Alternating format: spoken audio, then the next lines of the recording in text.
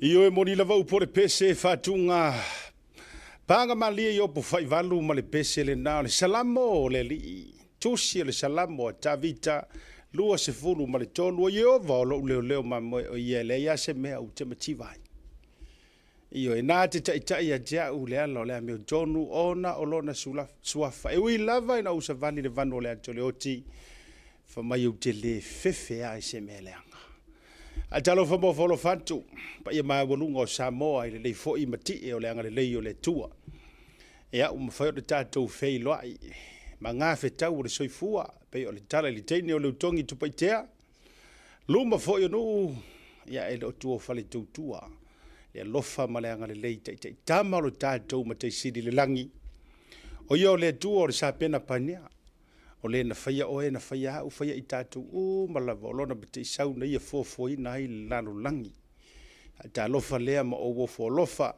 swafa manu malo o Yesu le keriso le Mesia le na valo ia o le na maliu ma tu tongiola o e ma u ma i tatu u ma le lalo langi ma me o lo tumuai o te fata lofa lo ia tuai le nei foi a viafi o le aso tofi o le aso lona tolu le masina lona fa o le leitu sanga masina o aperila lua fe lua se fulu ma le lima.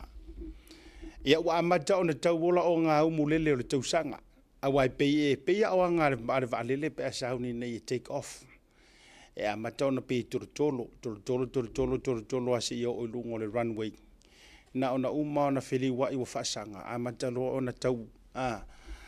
O le amatanga voi la le tau sanga pi tau wha au so wha pena. E pa ilo ya apelila amata lona tau afa mai pa umalunga o tamek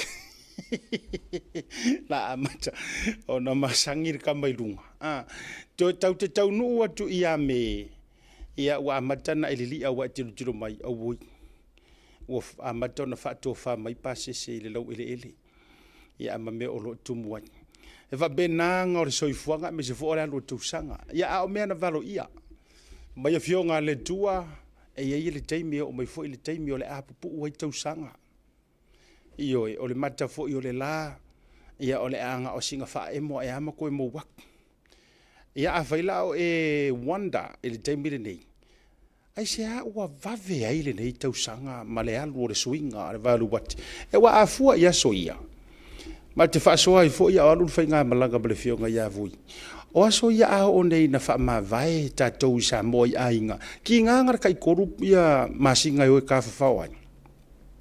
Ai matua a ami le leile wha whianga inga.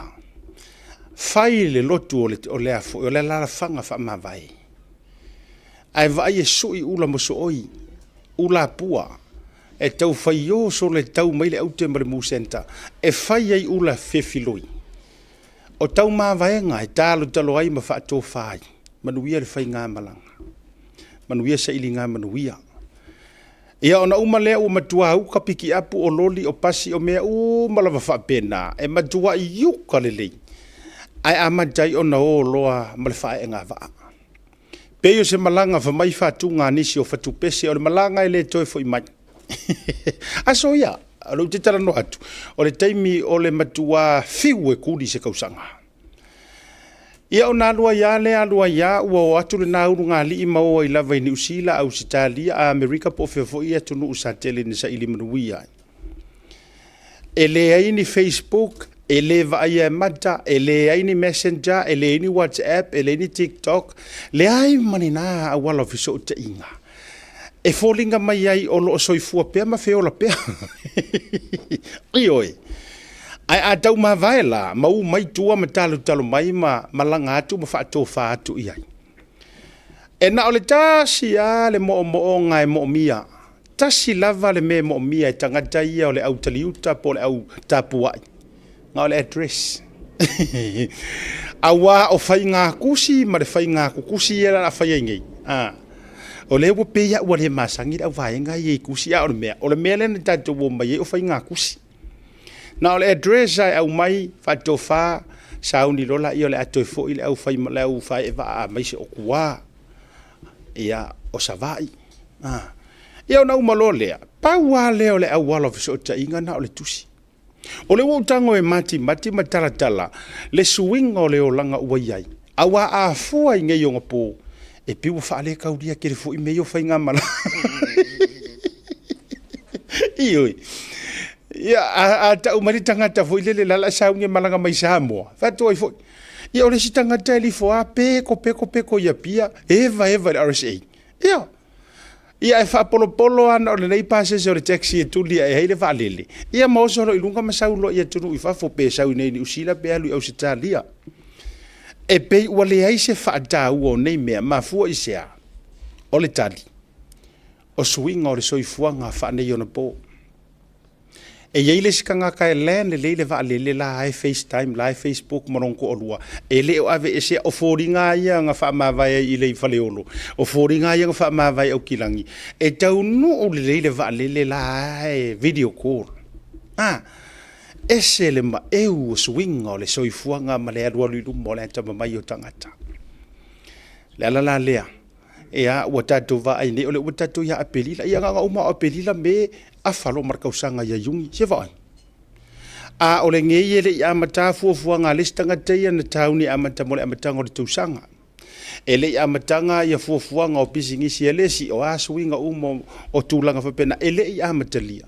A o le a tatou o fo ile a fao le tausanga. A talo fatu a siata. Ile rei vaenga o le afiafia te o ele te mafuta mai. A whape fo i o le fato a e to ai taunu o mai ele malau whanua o New Zealand nei. Malanga mai Samoa, pete malanga mai Australia, pete malanga mai Amerika, po whea lava.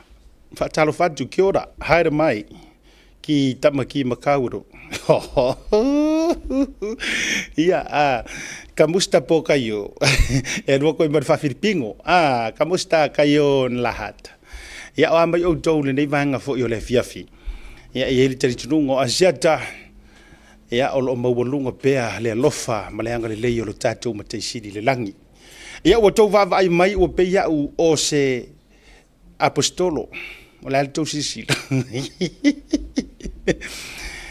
Ia, aftai le alofa maleanga le lei o le tua o le ua tātou toe avatuli ma whata i pe o le tala ia saoluanga.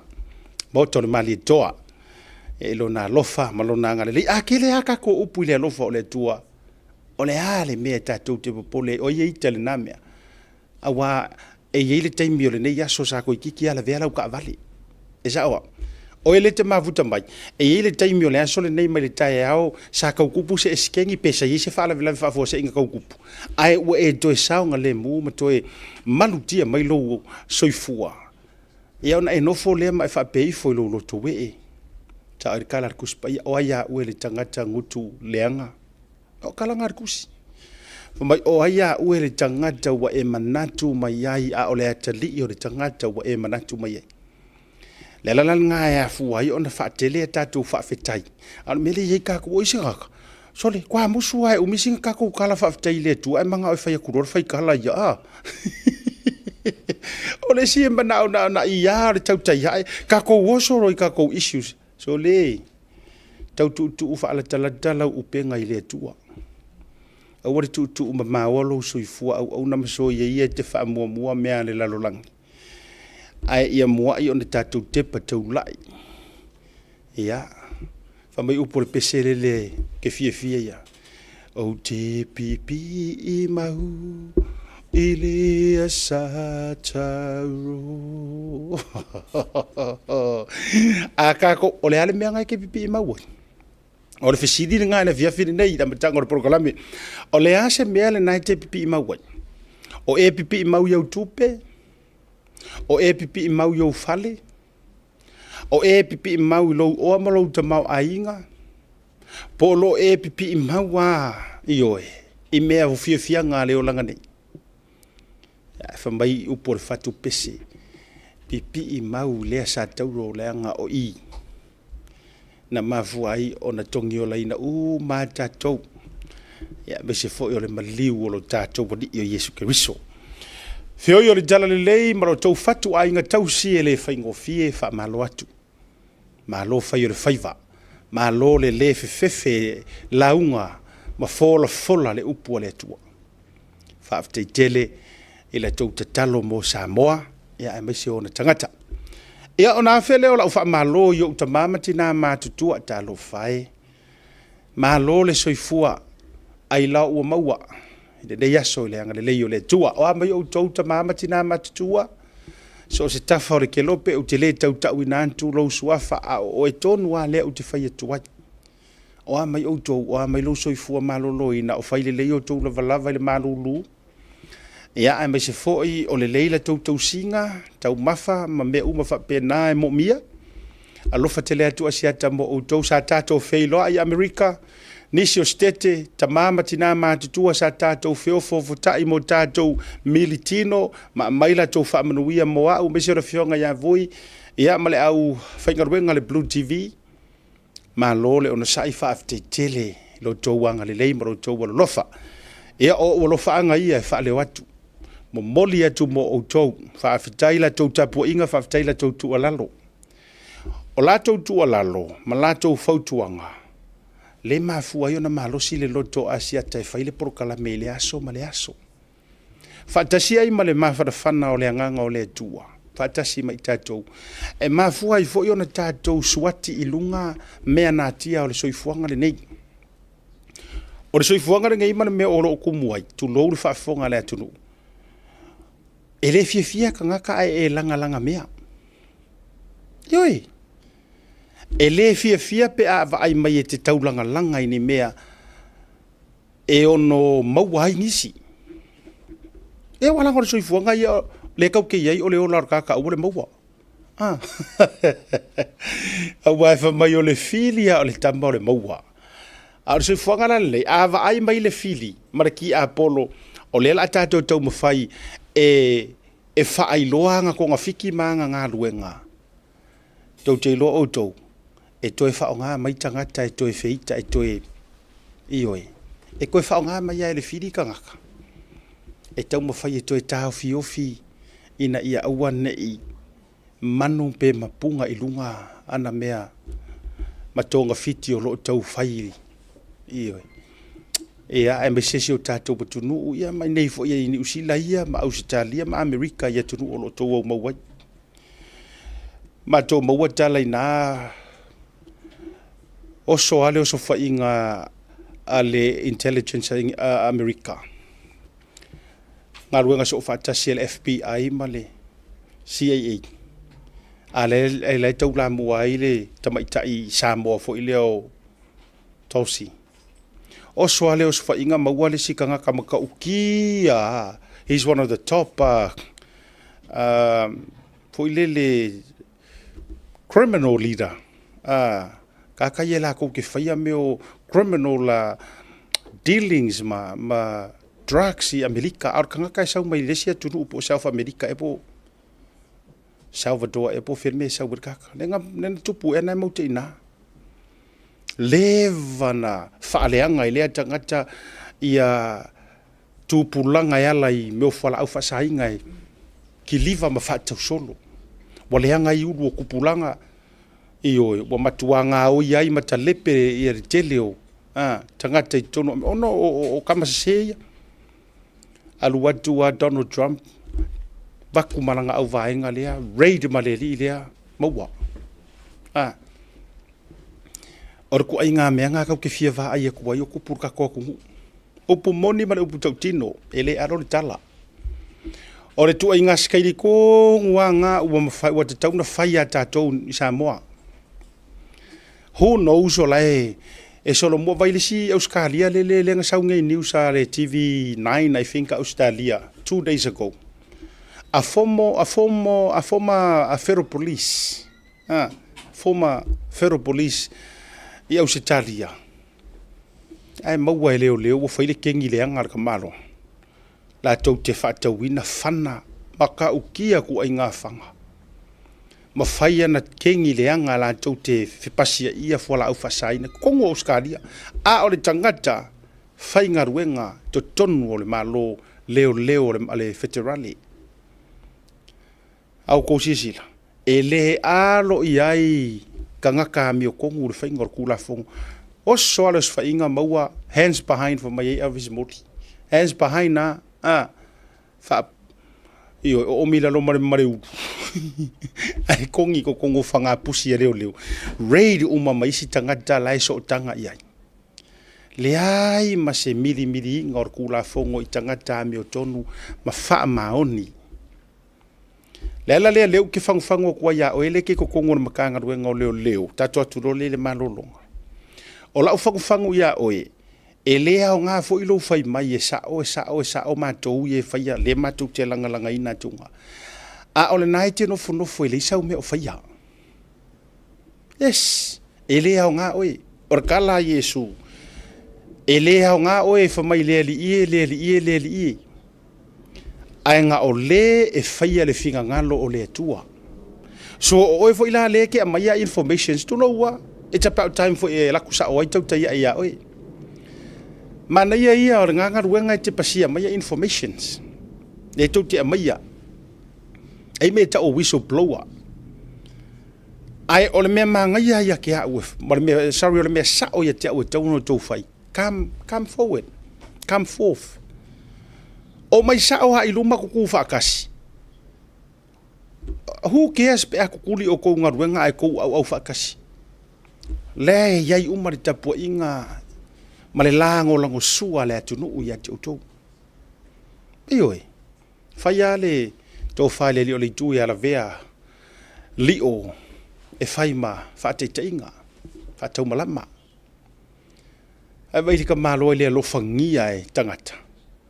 Ke lo osi leo le ke leo kupe lio la wa iai le alofa kakanga ngai lorong kokongi nga maua makanga ruenga o leo. Mo la ufautuanga la ia utou. Le ngon mitanga ruenga le o tele upu muka. Pe umale o langa ngai markau sanga ngai alu whainga pāluka. E kau ke pisa i makanga ruenga lea. Le anga ua tele le fisiringi au le ka inga rei kukong. Le ala le winga o la ufa matalanga. Mo tātou le anga ile le anga umakaka rei kukong o le ke leo kaka wha maongi. O la ula ta talo atu ma la utau wanau ya te utau tangata wha maoni. Ai ai se mea sao ma se mea lau walunga ke whaia molo wakungu. Ia e whai loa. Mea pi o ma mea le inga e kukupu kukongo na makanga ruenga. Leanga o le tala le tuspa ia. O le hei loa le mea sao. Ai le whaia o leanga sala. Ai whai mai fo i kula fongo ngā ave ia mose. Aua e te moli mau pepelu. O le ale winga o la ukala. Ai kami kuanga e ka ua mai leo le mea sao. Ai a e oso mai luma e kere kau karasao. E ke oso mai nga e leo lea ia Iakopo a le ke kingo ia e sao. Taua i o le whaasoa le amtanga o pukarame mo utou. Ta dotu na nisi o whaasirisilanga. O le tatou ole le malolonga. A fo i mai. Whaafeilo i mua tatou wafe mua ai le i o mai ia le sunga le loia. Sauni se leni ma Godfather. Ma nisi o le mato o waa. E fo i mai tatou wafe mua le whaatalanoanga pe ono wheatu le asora dafi o le wailau whanua o New Zealand nei. Sunga le li fo mai o le whaatou whamanino, doctor. Po le whitalainga ia tawana, ba futi le lua namulo ulu au ngau tawana. Le wailau whanua o Aotearoa nei. Mo le tatala aloa ia. O lana ulua i tusi o rengangana Samoa, whaapea ma rengangana whaaperitania ua mai au na whaaliliwina. Ua whaingoina o anga whaavae Samoa. E utou sirisila mai ai. Whaia le whaatala noanga nei, a o le aso a tae au, o le atatala aloa i aile tātou tusi lea, ma o le amose o tonga lau tele tau mo. Oe, aina iniso tātou whaasirisilanga ia e tau ona toe avatu. Whaasirisilanga ia o le tātou a onga le aso a tae au, o le tātou registrations, manatua o le laumua o le lupe fafoi vau ese o la tau nei o lea hostinga le whainga malanga a le sunga le lifo mai. Ia o le sa pule a onga le a onga korisio pesenga i tausanga i tele a veo se epikopo le kalisio skrisio o pa ioasa ngā taima nisi lavo o tō whinga maurulunga. Ia ai o le aso la tai au e lesi talai nai e o le a awai le kuata mua ia i le a onga o ngana ma le anga nuu lupe foi vau ese. A whapela o le e te fia a onga i le tātou kuata mua a mata le vai asu fau. E te tau ona esu watu le aso a tai au le taho le valu. Watu le po. Se ia mahea uma ta alonga o a uma mea tau te pisi uma hai mga ruenga. Ona esu su watu la ia lea. E te restala mo le tātou wa onga. a mai alo le stala ia mo te mia lea e loncha i male tatu tusi maua le avanoa te whaatau ina i le tusi lea i le na o le fase furu tā lani usila o le tusi lo lomi ina ma tu whaatasia i Amerika Utah a o lea ua mawhai o na tauli maina le tātou lupe foi vau ese ia poa u nei le tau te iai ia ma le tātou tusi le nei ia e fase fulu tala e te ruatu le so tai o fatu afa tau i ina ia masaini ai mo le vango e saingi sa o ka ka yanga kusi to fata vana va futi le luana mulo ulu dokta ngau te vana ia i le aso tai o i le afiafi o si tatu fasi silanga masani e ia si fati atuna ia so soifua maso fana uia o les fanga working ale America fo imisa sei matu o mai totoro langa yere mana o ngole e fia usu e sauni de pese o le asfanaulia ma faita wina e sauni ia e fai mal ai tema ali atau tatia la asfanauna ai fati a mai na le soifua a togo lima tau sanga o le tamaitai au le leilia o le alo le sunga ia moi fa wo lutelu vili po ngaloma lutelu vili ua tafau fatu au so nei mai ofisa tope mai le so fa na o le fa fin italo fa o momonga so kanga fe kawaku momonga o le loto fa fita ia le lofa o le tua ona longa le waulia i o ele fa fin pele ia lo lima tausanga ia o le loto le lima tausanga o tausanga alofa anga alofa ngia pea o ele tua ma ia foa i nisi te usanga se tele mo lou soifua alo faanga ia o lou tama mo fa wo ia ngaloma lu te luvili ia o lou tina i Samoa mani usila ia sorry o ainga i Samoa mani usila ia me fo se senga o ngai me ia e fasili siri ai alo faanga mai i o tuangane ia Cesar Stefano ia malo sister o Simotu happy birthday so le taua malo lutelu vili kau se senga ko ala vai ile ia o kau fa se vai o isi tatou wa fasi silanga o tusi lulu se va tu tatou fasi silanga lea o le fasi silanga mo mai tamaita yo Anastasia Ahi McFall i Brisbane i Australia o la woto tolu meina le tua fafine ia tusi lulu sa ilinga o le ami tonu ia fa mole la o tou Brisbane po Queensland fa so ta ile numera ale tamaita Anastasia Ahi McFall o fa o luatasi valulima lima ia monisi fa metalanga pe fa pe mo mia so tusi lulu sa ilinga o le ami tonu o le si foi tatou faalinga mai lava i lesi ana Ahim Moava ia mai o i Bay Area ia o le i America i California ia o lo mo le hava no ai fatau so tusi lulu mo le taimi o ele te fa mai Bay Area ia a fa pe o lo e fa mai le nai tulangi ia fa so tai ia le tama ia ana Ahim Moava ia mo le no fa tau so tusi lulu ai le ko fa fo inga ka ku tusi lulu ia po niso tusi o to toe fa so tai tama ia ana ilana messenger ia mari tatou fa linga muli o tatou tusi lulu i nei le Blue TV a mole lava a fa pe sa fa tawina so tusi lulu i nei le Blue TV mari tatou ofisa wa tauna to so tong mai fa mole a wete alu mai alu ai wa e malo e sango va ia o i ofisa ke sa we claim mai o pasil taimi a fa pe e fa fo mai lo leo mo lo wata so mai tongi tatu tusi lulu o lo mau pe tatu tusi lulu i tatu ofisa lua se lau fitu su malima tala New Zealand kusi akoa e a tartolu se lau fitu lima ia nga wika fiola e se mangu e ai o yu o ma i kavanga o kusi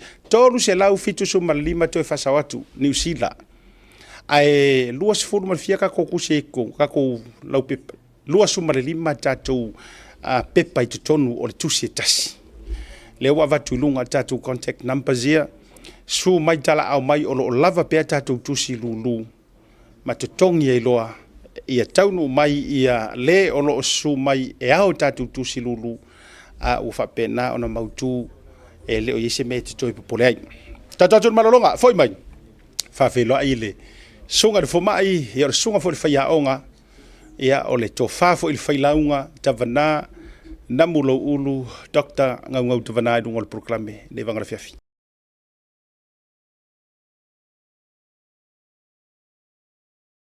If you feel mo na rental se fala wilo antula na fabitoa mole masino February mamati e los ful posene wa pa uma ula lo ile tongi pe antol wa so pe silia to foil e te fa ngai dai so se ta vale ma ba wailo avro ile se e afeta la Samoa ile fai uma le basina e fa yoro pikile ta vale mai le malava le foleolo polo tanto ofisa auto ile fua pe mo mole to foil fa tali malo o lo e fa mautuai ai nga fabitoa o lo ya tanto insurance e te fili mai ai ina nei tupu se lave ai olo o yaile fa mama avenga ma tu olo yaile tanto account in Sila pe la fosa fo ile moana e fa nga ile Pacific Easy pe fa nga fo ile credit card e fa tino ile tongi no lo sa mori si fa mtalanga vala ile Pacific Easy ile ovalo se lau o tasionono pe asias ile tanto Facebook ole moana rentals polo pinga ta fa ilangi ole moanarentals.com moana rentals o lau pa anga e taitoloina oe a o e malanga asiasi i Samoa. BYU, Brigham Young University, Provo, Utah.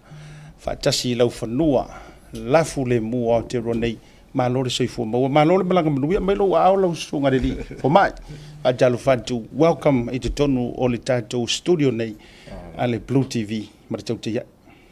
Malo, haftai lava asiata, ese fo ile langona no o ulfale mai lo to, o apise ina no, vai mai lava le TV ma tulanga mata ai alo o mai ai se le mata ngo fi o fitau ia male tulanga fo e pe no to na pati ai ma no ai tu sai ma por kalamba mata ngo fi fa malo fo fa talo fa tu lo train vai malai ia me se fo ele malo le office io no tulanga fa lupe ia ma woni ia no mata ngo fi lo ia aftai lo Alo whawtai, fo i alvi i ngai le tua no wa to ai tau nu ulo sa fo lau. Ia langa i isi whaalangi nga ka ki whaalongo ai le fionga i a tofa mai lo tsa o lo tau ai nga fa mai o tofa malo na waa whaasavili. Ia longo wingala o le ua o mai lo waa whaasavili ele o Aotearoa. Ia ma tu fo i le tusinga, ia asa tatau whainga, ia me se fo o le whaal fitu. Ya tu lona foi ia tu te tele wa ia ainga ia me se for su o ma puto lang ya avi ia langa le o le tua o le o ta fe lo ai pu o manu ya ele pu o mala wa le fo longa manu ya se to nu mai wa ele fo wa te roya i lo malanga mai ai on mo nei taimi o a mai le to nu mai ma o tala fia unga le tau ma tatou fo o ya ma su ia ingore tau ja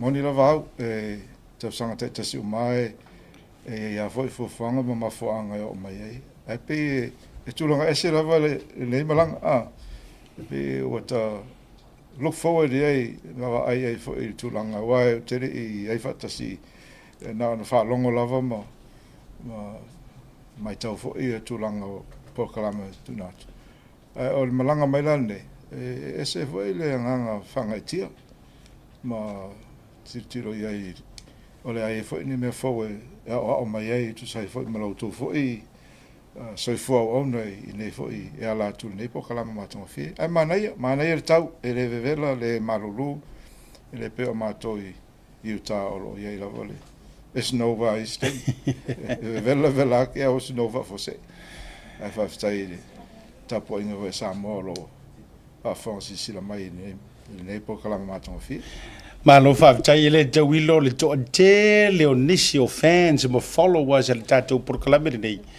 Ia o Utah ele na male laina le sa fato a matu tau te o mai fatasi lava sa tatou felo ai foi ma militino i lau ele o meleke oka to tele ila tau te lola o sisi do mai fa pe mai sole. Kai vafe fo ili malanga le sunga fo mai po sunga le kopo. O le atau lo no le tataimi mana tu fo i fa nga le ava no o maua. O lea lo marfa mo le so taiao e le tusi le wo tau baina ia o le available mo le ro taimi e fa tau winai ma te tala nai to tonu Aotearoa nei le fiafia tai o mate o ia i male sunga le fo mai ai na o se fa e moa fa matali lau sunga ile fo mai po lau tofana mo lau ulu ia po lau talinga fo i tavana ile lau savalinga fa le onga ia wa e o ringi me o kusi ba kulanga fa penga ele to na ma le laina ia o le nei fo iso ifuanga o le kele le au mai kau ma le au fai kau ma tulanga fa pena au lau savalinga fa ele ngata fo i lo fio anga i sai pipi tulanga o le nama le laina le tautua fa matai a o le tulanga ia o onga ma tulanga sa ausia ia malau tautua fa le i tulanga tau o onga fa mole mole Malo, after lava sia. O no tupo lo wala ma tupo ai matono sai pipi. So what I lo lava manatu mai na lava time. E o mai time ne. O te manatu a uia. O se no po se o manga sire na matango fi. E o te lo e le to tele ni se tonu lo tala le fa. Ai le faina. O tonu a uia. A le o lo mun nei. O lau tala nā malo mawa whaungana, e una ia ia au. Ina ia whaia me silio na mātunga fie. Tuai, ina ngā tore kāresia, e me si fo i o tātua tunu. Ai moni ala o saunang. O lau tala ma sene whai. A whai o tele i loa le lei si tametiti au. O si tametiti au ngā sili nana le lei. Au a fai, o le tele o le i loa e pula ango o le tametiti, po le tentiti au.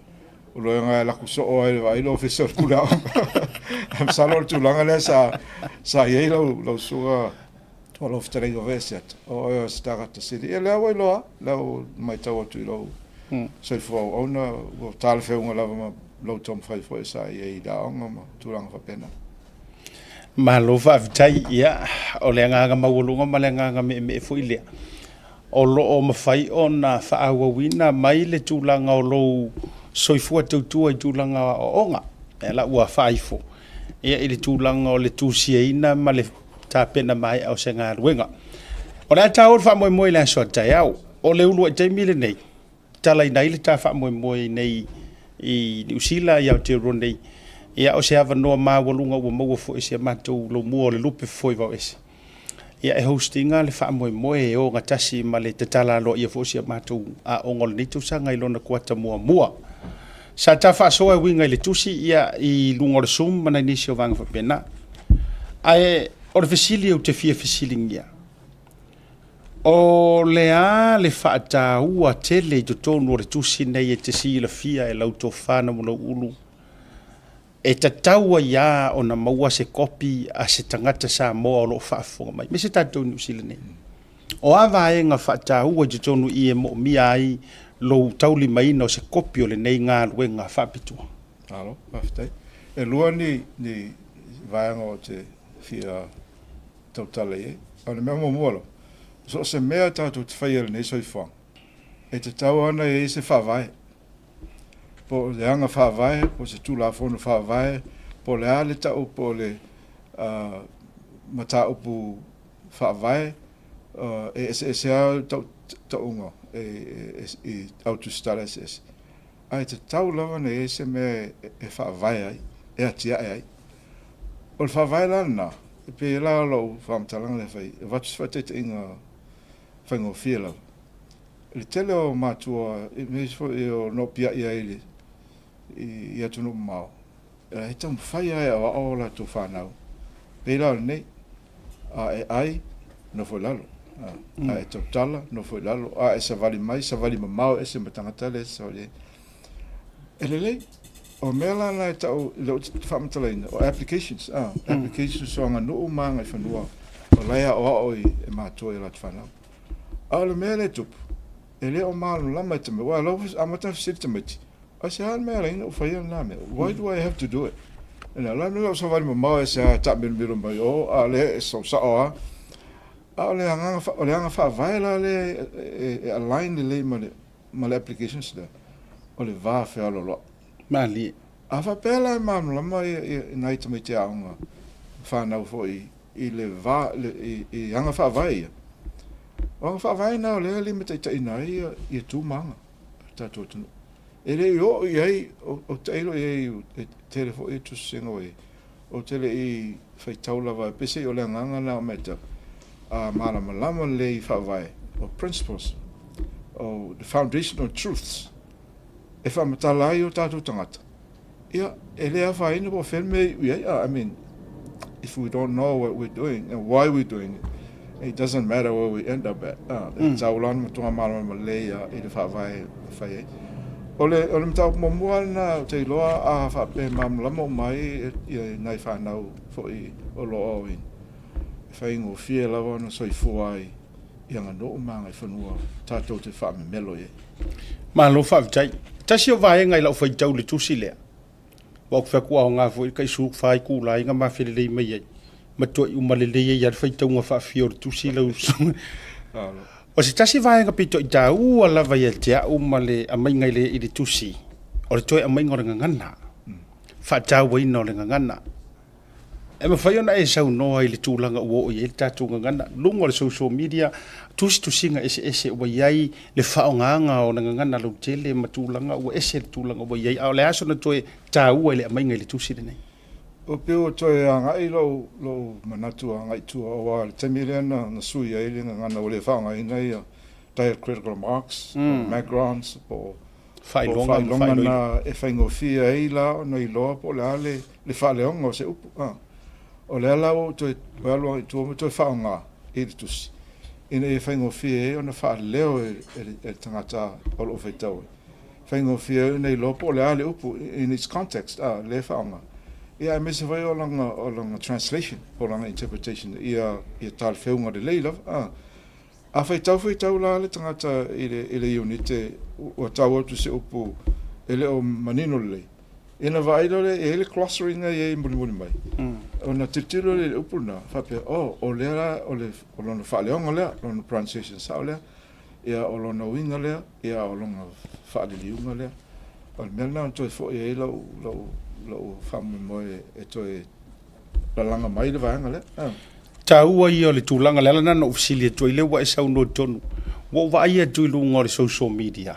Wa uwa ia tui lunga o le Facebook, TikTok, wa wa o awala vave nei wa whaonga.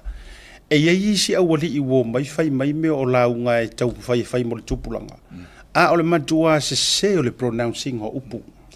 Le ala wa sau no tonu wa. E iri si awali i tulau tatele ngā vale i ala tau mawhainga. Ai a whai fo e te tape na ina si tau mawhainga. Whai ilo na sao ato atoa te tau na whai ai. A wale whaatanga whaia. Walanga no wawai e tunga. E o le pronouncing ho upu. Ia pe o le tulau o le pe o le papalangi le tau o le pronouncing of Samoa. E tasi ala le mafuanga. Ona o lai whai tau mai le tusi e le o whaonga ina whailonga ma wha mau whailonga o tō ko maliliu o wha mamafa. Matulang whapena. A o le whaantaua na leu te wawai e tua i le tusi. O lo toi au mai ai le whaaleonga. Ma le taunga saonga upu matulang whapena. Leisi vaenga tau o le ano whale o le tusi ne o lo tala no tau tua te vana. Whaina e whaalau tele le whaataua ina o le nei anava mo tātou sa moa e ala o le tautua. O le tautua o le tasi na anga whawai. E pe o na ufisiringi ai ia lau ao sinisina o toi ina o le tunu o tātou i la tō o lo tausi mea i le oa ma le tāua o le ngangana. O inasa o le whailo susuanga. Whamatala mai e la tō o le la i eile la tō whinangalo au tasi lea i anga whawai e o le tautua la o le tasi na e whamele la whamatanga. E lua o le tau. So la e tau pe o la tau malesi tangata. A lona lua o tua. Inga la e tau mai tua. E loa ai la le wawhea lo lai. E hape o lai tau whai. E whamatala le tautua lina. Ia i tua ngā tautua ese lava. E tautua ngā maanga e whanua. Pia le tautua tua vai. Tautua mata pala pala. O le tautua mata veve. O le tautua upu. E tofu hala le vahenga ma le tua ngi tautua na naifa matala mai le tusi. E mala malama le leia. E whapere o le tautua la le fai. E fo le tautua mamao. Pela o whasi o tonu ana e ai dato umalawa no pia e tawhai fi o le kilope. Ia ala lawe e sisi wha amalama mo tautua i tautua inga mo tautua no i Samoa. o le tautua lana, ese le matango fie, loa e tangata. Lona determination and diligence po le tau mwhai, ina whai le me sili o na tāua, e tautua ai o na mon manuia, e le ngatanga o ia ato telefon. Malo whawhitai. O isi vai ngā tāua wa ngā whaavai ia i te tonu o le tusi. Ia, e ke sau whaakaulau kusi ngā e loa ila ia i mātango whita umatu ia na te eile ua e arufua e te le tango e whaatau le whaatau o le tusi. O lau fasili lea, o le iai mono na whaaliliu ngā whaaperitania i upu winga o upu, o le iai upu whaawinganga i whaasamoa ma le whaaliliu ina. Which is e matua o ngā tasi le futia ma le umele i atunu o lo tātou iai. Le upuile le pailingo. O leo te vavai tu fo le tusi. E le ngata e benefiti ai tupulanga.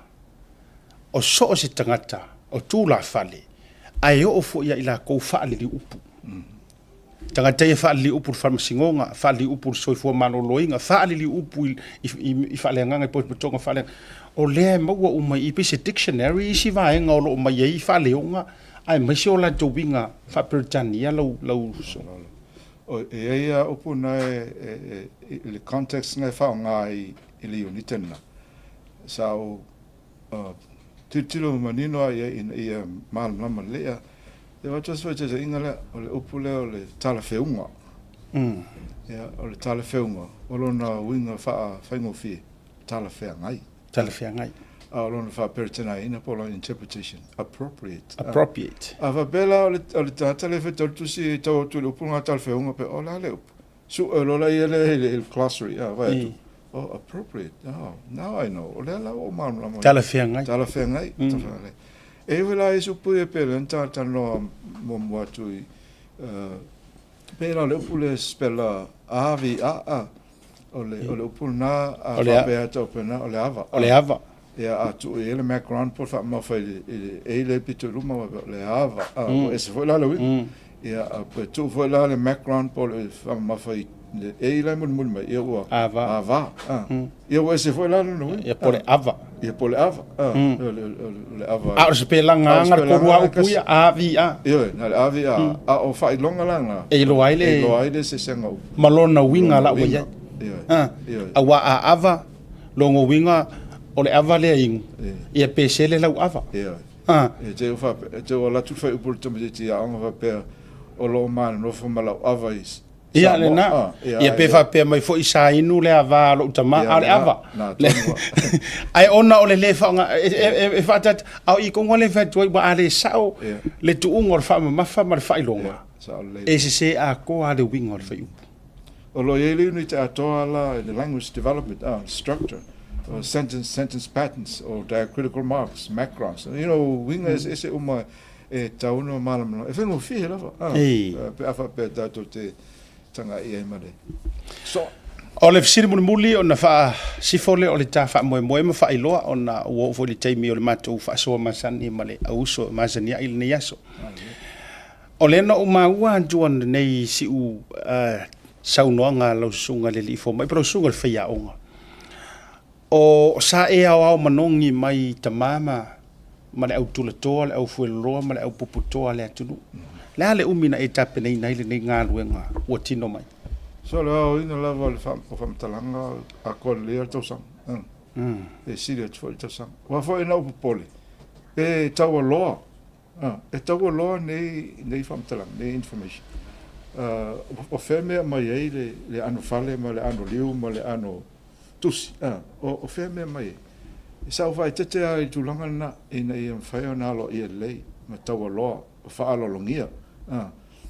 Sa i fo i susu anga ma tūlanga o methodologies po o ongo fo i sa whai susu anga. E te taua hana tala whiunga, tala whiangai, ma i am whaio na whaalo longia e ere lalulanga. E o lea la na publish le tusi, dissertation, doctor studies. E ma manu malo su engalna.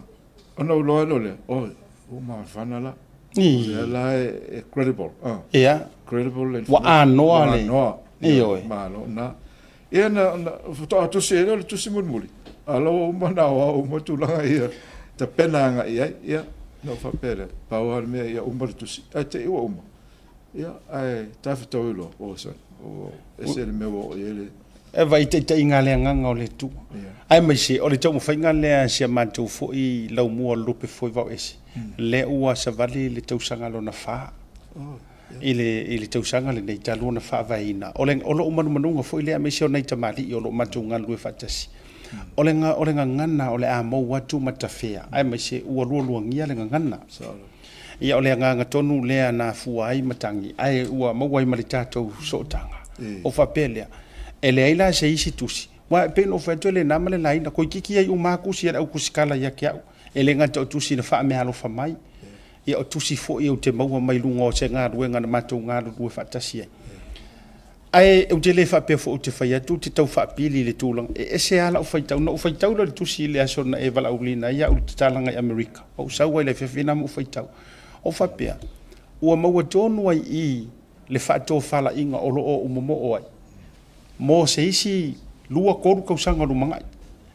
O le tu ainga ano fale lea e tāua mo tupulanga. Ai maise o le koe whaafo i le whaavai. A le ua saule i ngō o lau tusi po lau tau mawhainga. O anga whaavai. A walanga o ngei o ngā pōnga, o le onga o le launga, ma le onga wa ole o tamaiti wa mai mawhai launga wa sue mai lunga i launga isi.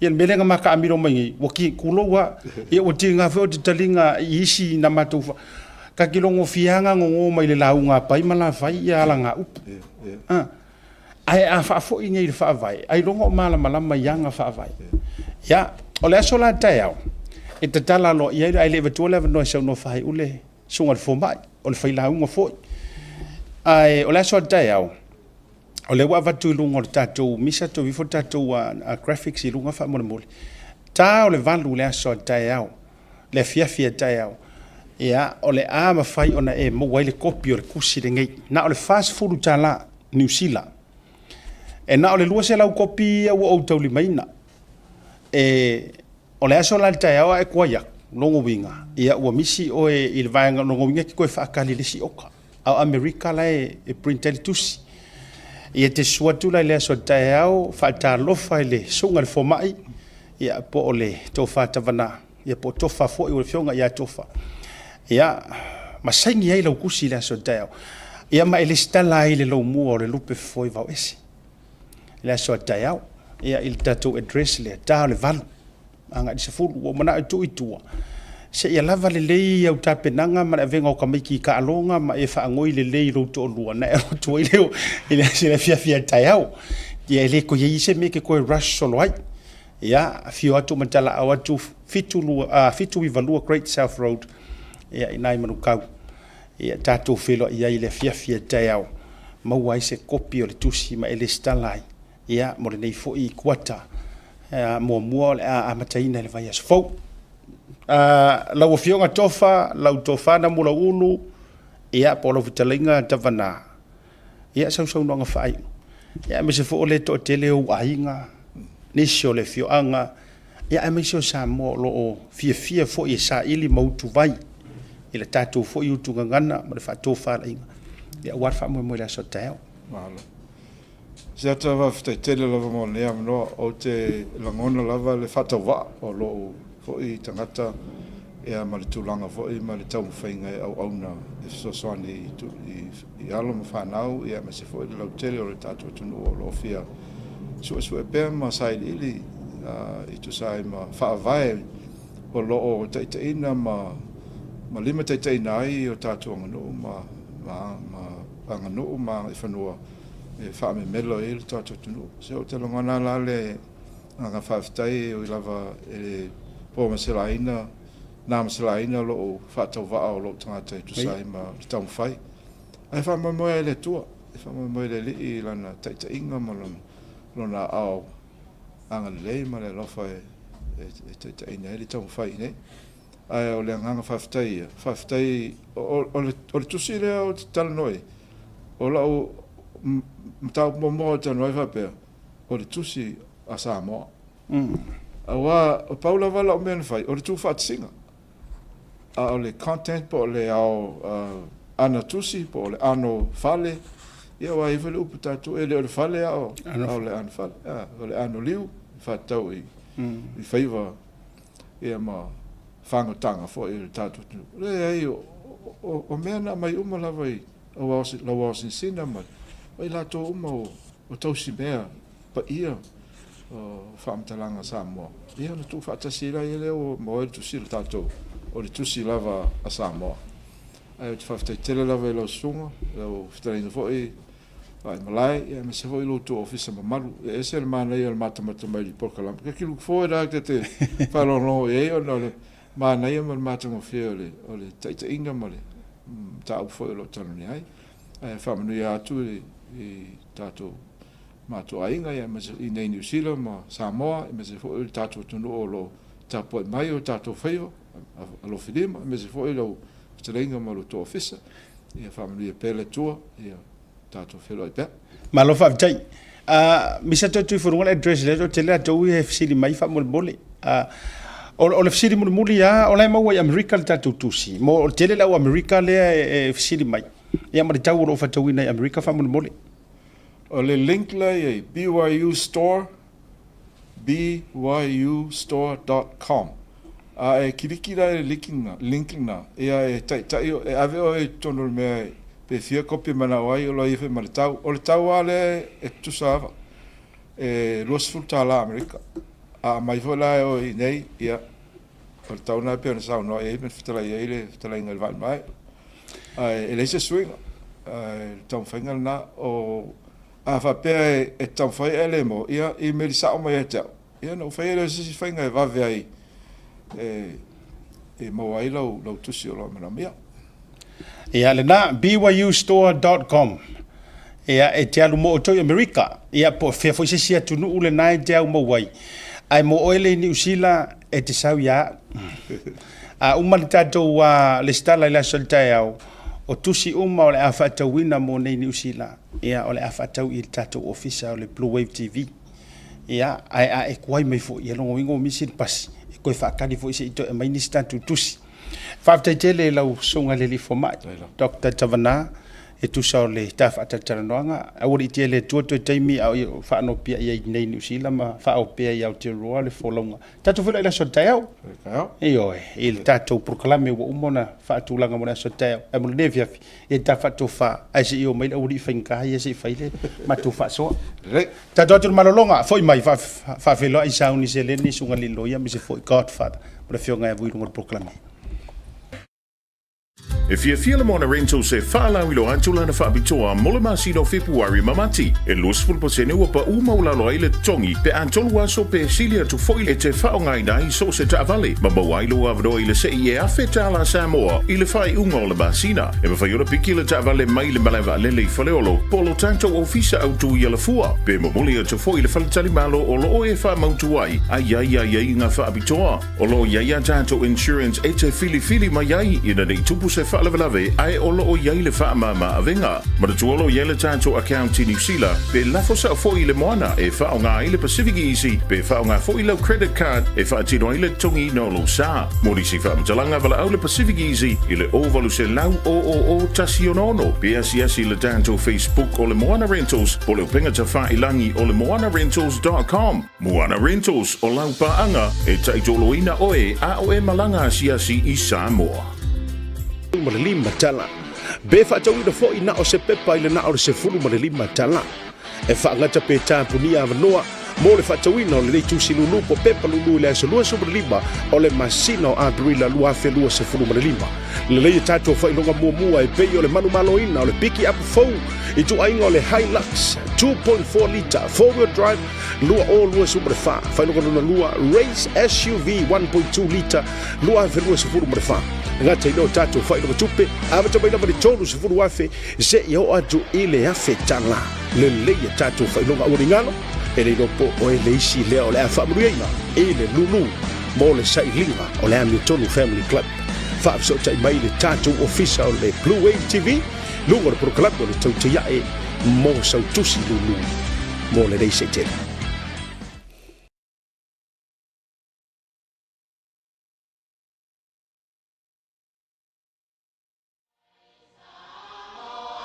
Embrace your culture and create lasting memories.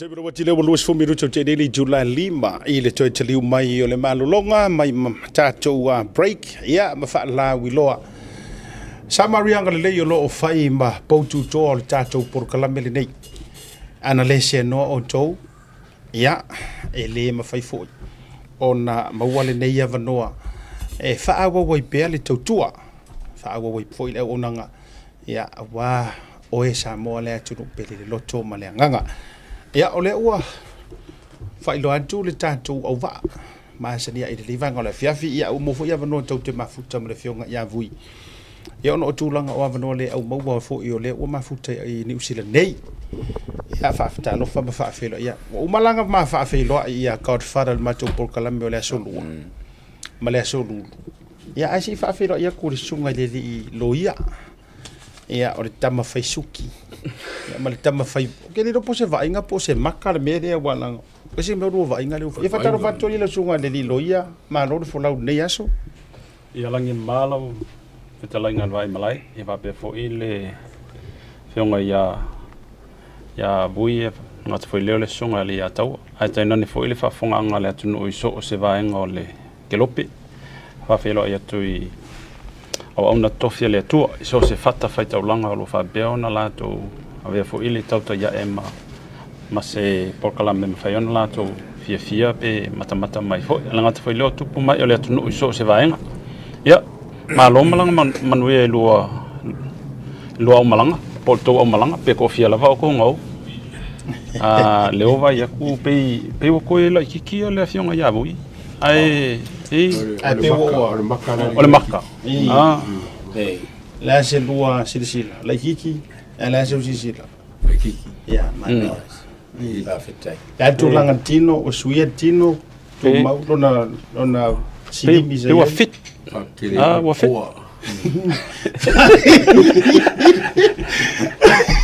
pe wa fit ia ka ele le aro ava tu pele sui wala ngai le aro tali mai la lo ta ulo so le ya aseta va ne alfa fo pe ta tu olo ulava tino le ma o fo linga ia no walu ma u le tu to fo i mai ma o le tangata le sui o le tangata fo na la ia le nga o le tu wai e ke le fa pe ke alu e sa ule o ka sui mai ia o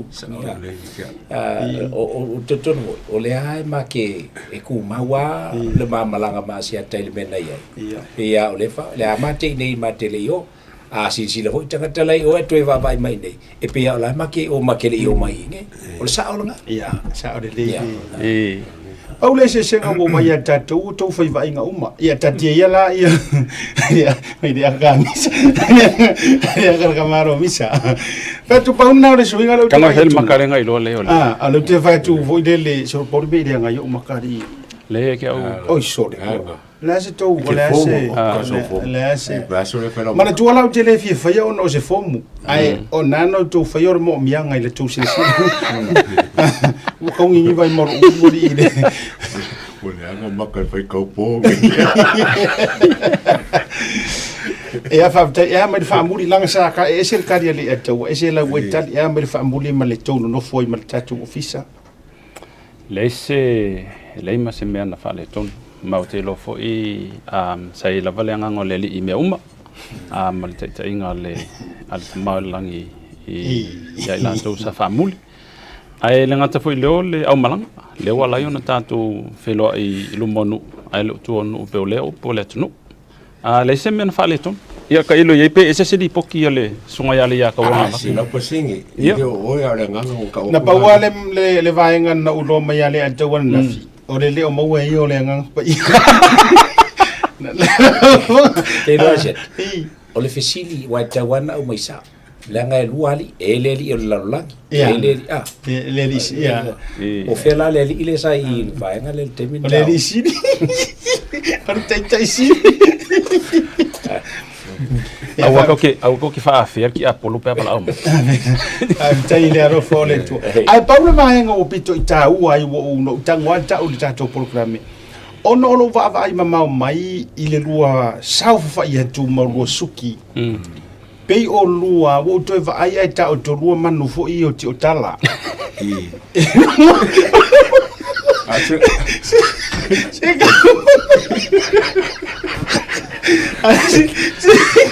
Saya kau masa ni. Ana yo la uva vai. Ta ilo ese la uva peno vatu ese uma ta o la uva vai mai. Se te mi fo I o le mal o le via fi ai pe yo I fo la I fitar tara no ai. E o pe o mangule le pe fo mai ka o perfect ka fai pe la we a. Ka mo le a I ro I ka kalao.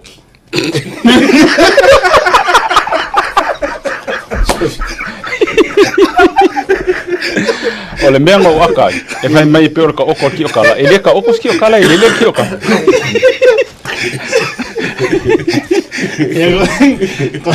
Koe wha foi mai la wha tu sanga langa ngai ki rua de kari inga. Ia I wha pea vui o senga ula. Ai manga ngau e ka ua ko la o senga ula. Ia e ki rua maridia la nga whakusa. O ke le ke po e makakusa. Ale asa usira. Awala nga ka ke wha vai mere sum. E se la ule lei o le auso nei o la suki. Wow. Wa kasi lau kala sa. Wa suki ro, wa si ko ro au le lo. Ia I tupe ma. Mo fongo. O vai ku isi o ri wo foi runga. O pasi ai la lo o pasi fa I la. Io. O ai lunga o pasi me ma fa muri ali au. Ia ai ono le tautua. Na e se taimi na lo fa fonga to e fa pe mai tanga ta bui ta tala lo of. Di ai ma se kai. Ta si ar tanga ta no bala au. Ko yo fa. Ya ka. Yeah. Ka kala fa ali ali lau. Lau kau. Lo fa tu to jero ila. Lo fa tu mo o tole tu mo no ta tu programa ni. Ai misa. E que makala ia ile me la fai. Ele fai ya quasi se que gango fai nga kai dunga le wo nga ngo fai nga me. Ga pi punga mai. Kung kang kala ke ranga e le yo me no mana e fa ali lang o ila singi ke le so ngai miki. O mga ola e fa ali mo so ngai miki. Le yo ka fiki le ma de le so ngai miki. Ma o ka ma. Ele yang ika tato por cara men. Alo le sa. Ya. Fa tai fo mo wala va no malu so ngai le lo ya.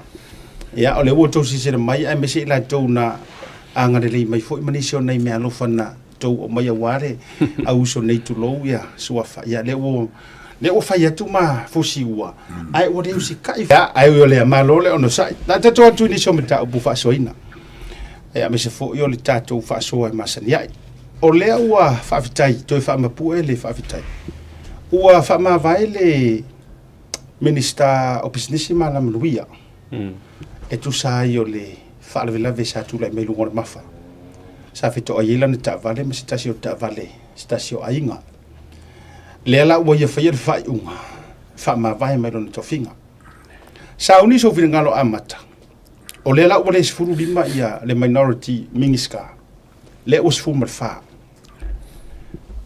o le ale si move what's a potential move of your me e ono to fia se si mingiska fo where from oa o le a tapo e fo I malea makanga ruenga I lunga o sisi existing minister now o le si vai of city o fele la ngfo fo I fa o mavaenga tulo awaya tangia mai na vaenga le minority or cabinet male vaenga fa fa to toile tosa o fela le la sa fa yengi wale wa obviously out of the kapingeka o fela sa fa yai o le what a potential amata mai so fina ngalo na fa so mai le fionga wimle eto ya faftai asia tamole faftai ya a lo fa fonga foi le tunu o le ngat foi le o le ta yo le tunu o lo ni vai time a pe alu ese ya le fionga ya falma vaenga pe le ya lo ese I always stand on my position se pesi longa kula fongo ele o yai se malo si anga fal kula fongo e maintain ai le sa fai o le fai pule o lo kufanga ile ngo foa o le palemio samo and o like claim o le head of the executive so in terms of our potential move le fionga le sa fa piko I have no opinion in terms pe avesa we opinion pe ya onga ya ole fesili la ko ke fesili ngia. And let me ask you guys these questions and help me e kama fai demonstrate le afangi. Ia le ila uia viu. A le lalo fesili ku ia sia. Poi kanga kai ever fal pui pui. Ole alo ko ngo ka kai ever fal pui pui. Ia te uia pe afua ia i tangata ia le tau teilo nei o le ua o le awe tangata le o sala. But I mean afa pe o le ua o le winga fa lo officially e o le anma fuanga lenga avele kanga ka forget about Samoa in a general and o le anma fuanga soli tula fono. Soli kula fongo. That's a key word. Soli tula fono. O le alal ka unga e ka ua kanga ka le ua soli kula fongo e lo wa ave ku kongo fat pui pui. Le masang yang ka ua. O ponka? Ponka. So, a kakova aila ia yo lewa bole aise a fa perkula fongo le mga umia le iai pe o le paki ale kanga kainga ima fainga maintain le legality o longa coffee fight pule. And I'm not talking about the minska po o le palimia because oppositions nga ia ma rose nga ma ale kungu. A fa pe ala o le ua soli le kula fongo pe o vaanga kasi fast full o le kula fongo fainga paloka ua le ai sau paki a o le sa e i le sa valid lau coffee fight pule o le fesili la le lau sili lola le afiunga ia bui o le ala sau va ai from a neutral and a lay person's point of view ua soli la kanga ka ia kula fongo ua mita fo ila le definition le avel panka pe sa ngosiak o le lo a ka ko fuala ye le lau sili lola ia le ia taua awa soli kula fongo. O le ala le se senga o kangaka lae ua fale pui pui ua prove o solia kula fongo. Ma le kangaka le sao fai i lunga foa o le kumalo ai le o meet le requirements le fa made kula fongo e peisi nunga le kula fongo whainga paloka. E se senga o paunka alai o ma le kangaka le o solia kula fongo i. Be mindful. O le kau ke kalangoa from our view, from our lay point of view. Avea matters ngai le court because sa umako kali la uia vai and that's how I analyze the situation. Ele ai mas se senga ole melo ke kom ole I think the objective of uia exercise le kom fai fa mana mai le makau. With great respect le malo Samoa. Given the answers wa mai ngai ole foi fa fonga le ko. Le ai mas se senga ole au mai panka. Fasa fa'ingo foi sa fa'ir ko ngole Kusa. because wa soli kula fongo so ya kia ula ongolo ke kama fai kali le fsiri nga fsiri asia ka bo amu wa fia me fai she does not have any legal authority ongolo ale ai sanga paki e pe nga mga o mie la kula fongo so isesi laiku e yela se sengo ole saur pang casa fai i mal sa fa irkanga kala so dir kula fongo yo le wa ka ko vai ko le se senga o mai lola le mka pu la fianga i faloma vaenga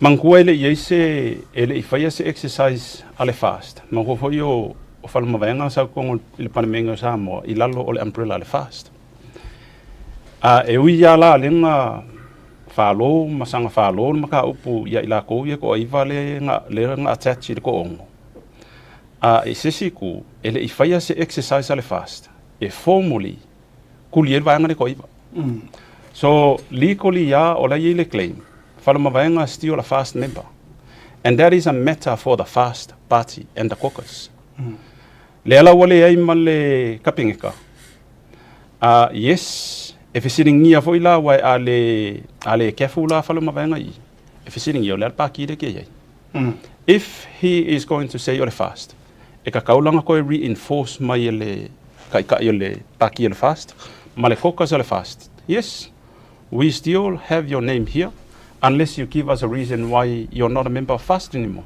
because it affect ai foi la langa ia le legality ole seat ale kumalo linga ke occupy ole ke lenga ole afangi ole afianga maka upu le wengi nga mai lola ia le o ai la le la fa ko mo le seats le afangi le makanga luanga lo luisi I think it's fair for me not to make any suggestions because ke uaka mafai ngisi fa pe fa ngala kia le fa ngala kia le But it's very likely longa wingo le aku inungo se simingska.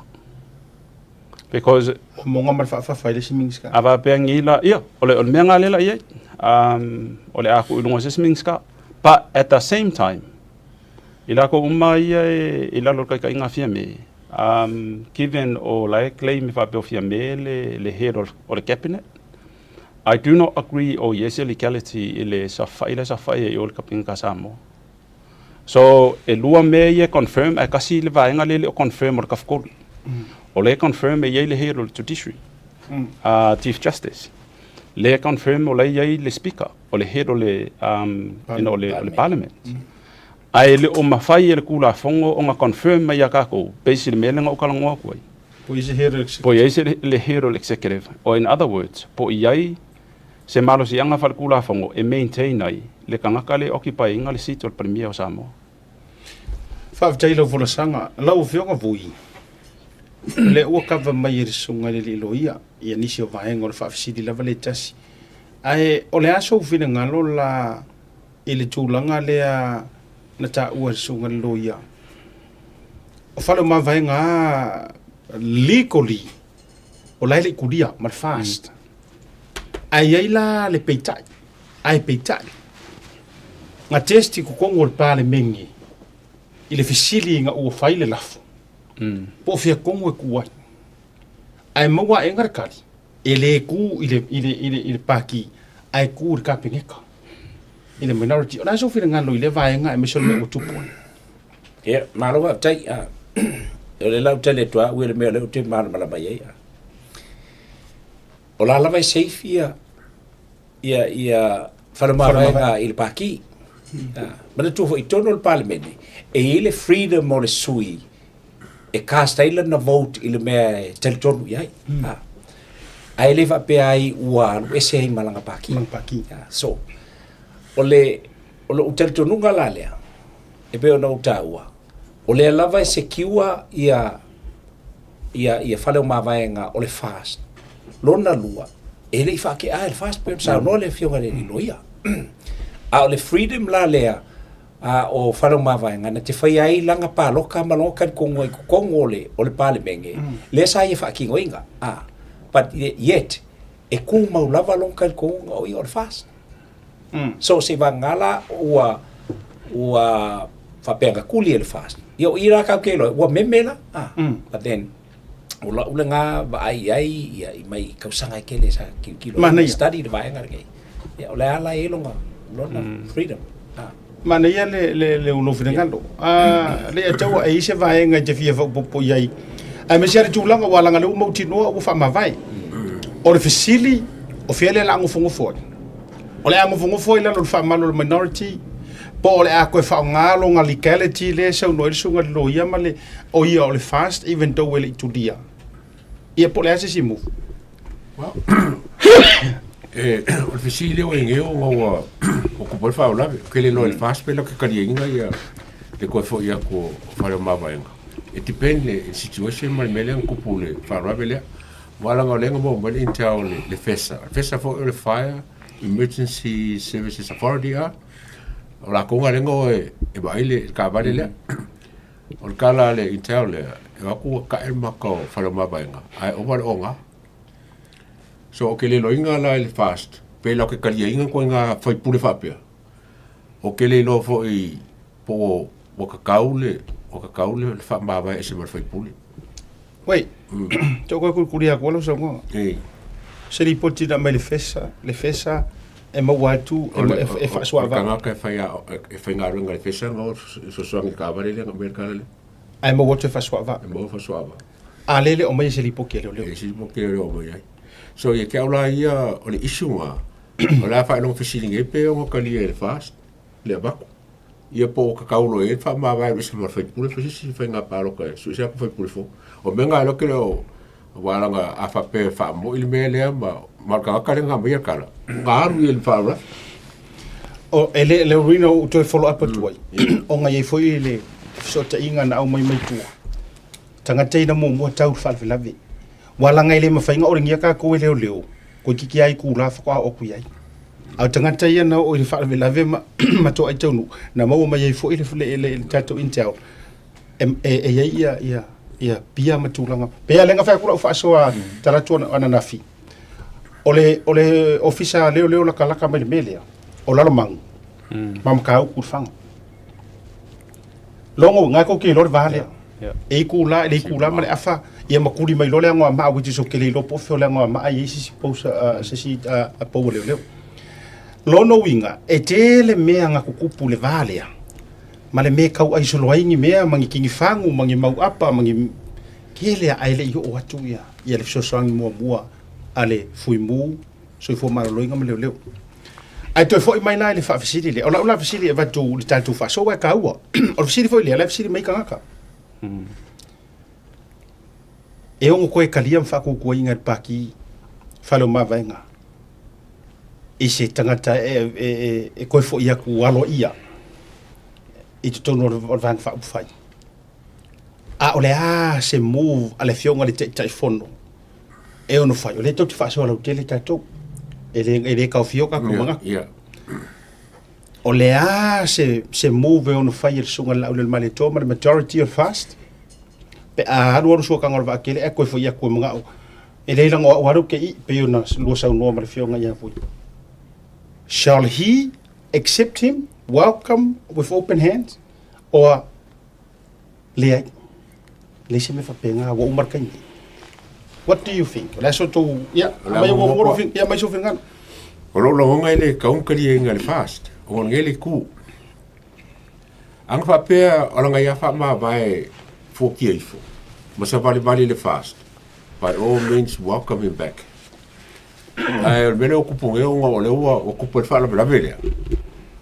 Ya que aula, ele se faz foi kai ka foi o fale ko mama. I lo anga mga ko wa fo linga baila o fale ko ka kai o ya sa ko fas. Ai o bene mga ia. O le loko fu ke i fo la vale, o fai pure la ko i vale. Ko ron mera fa ya sa vale fas kai mingi. O lo ngala ngo. Mana ya? Vai so vendo lo da songa le loia. I'm very cautious on mafau.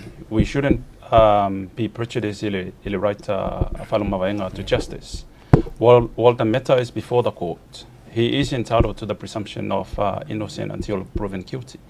O fo ingi whamakalanga in terms of e paule le evidence le kau ke loa ka kouia ngā kupule accident.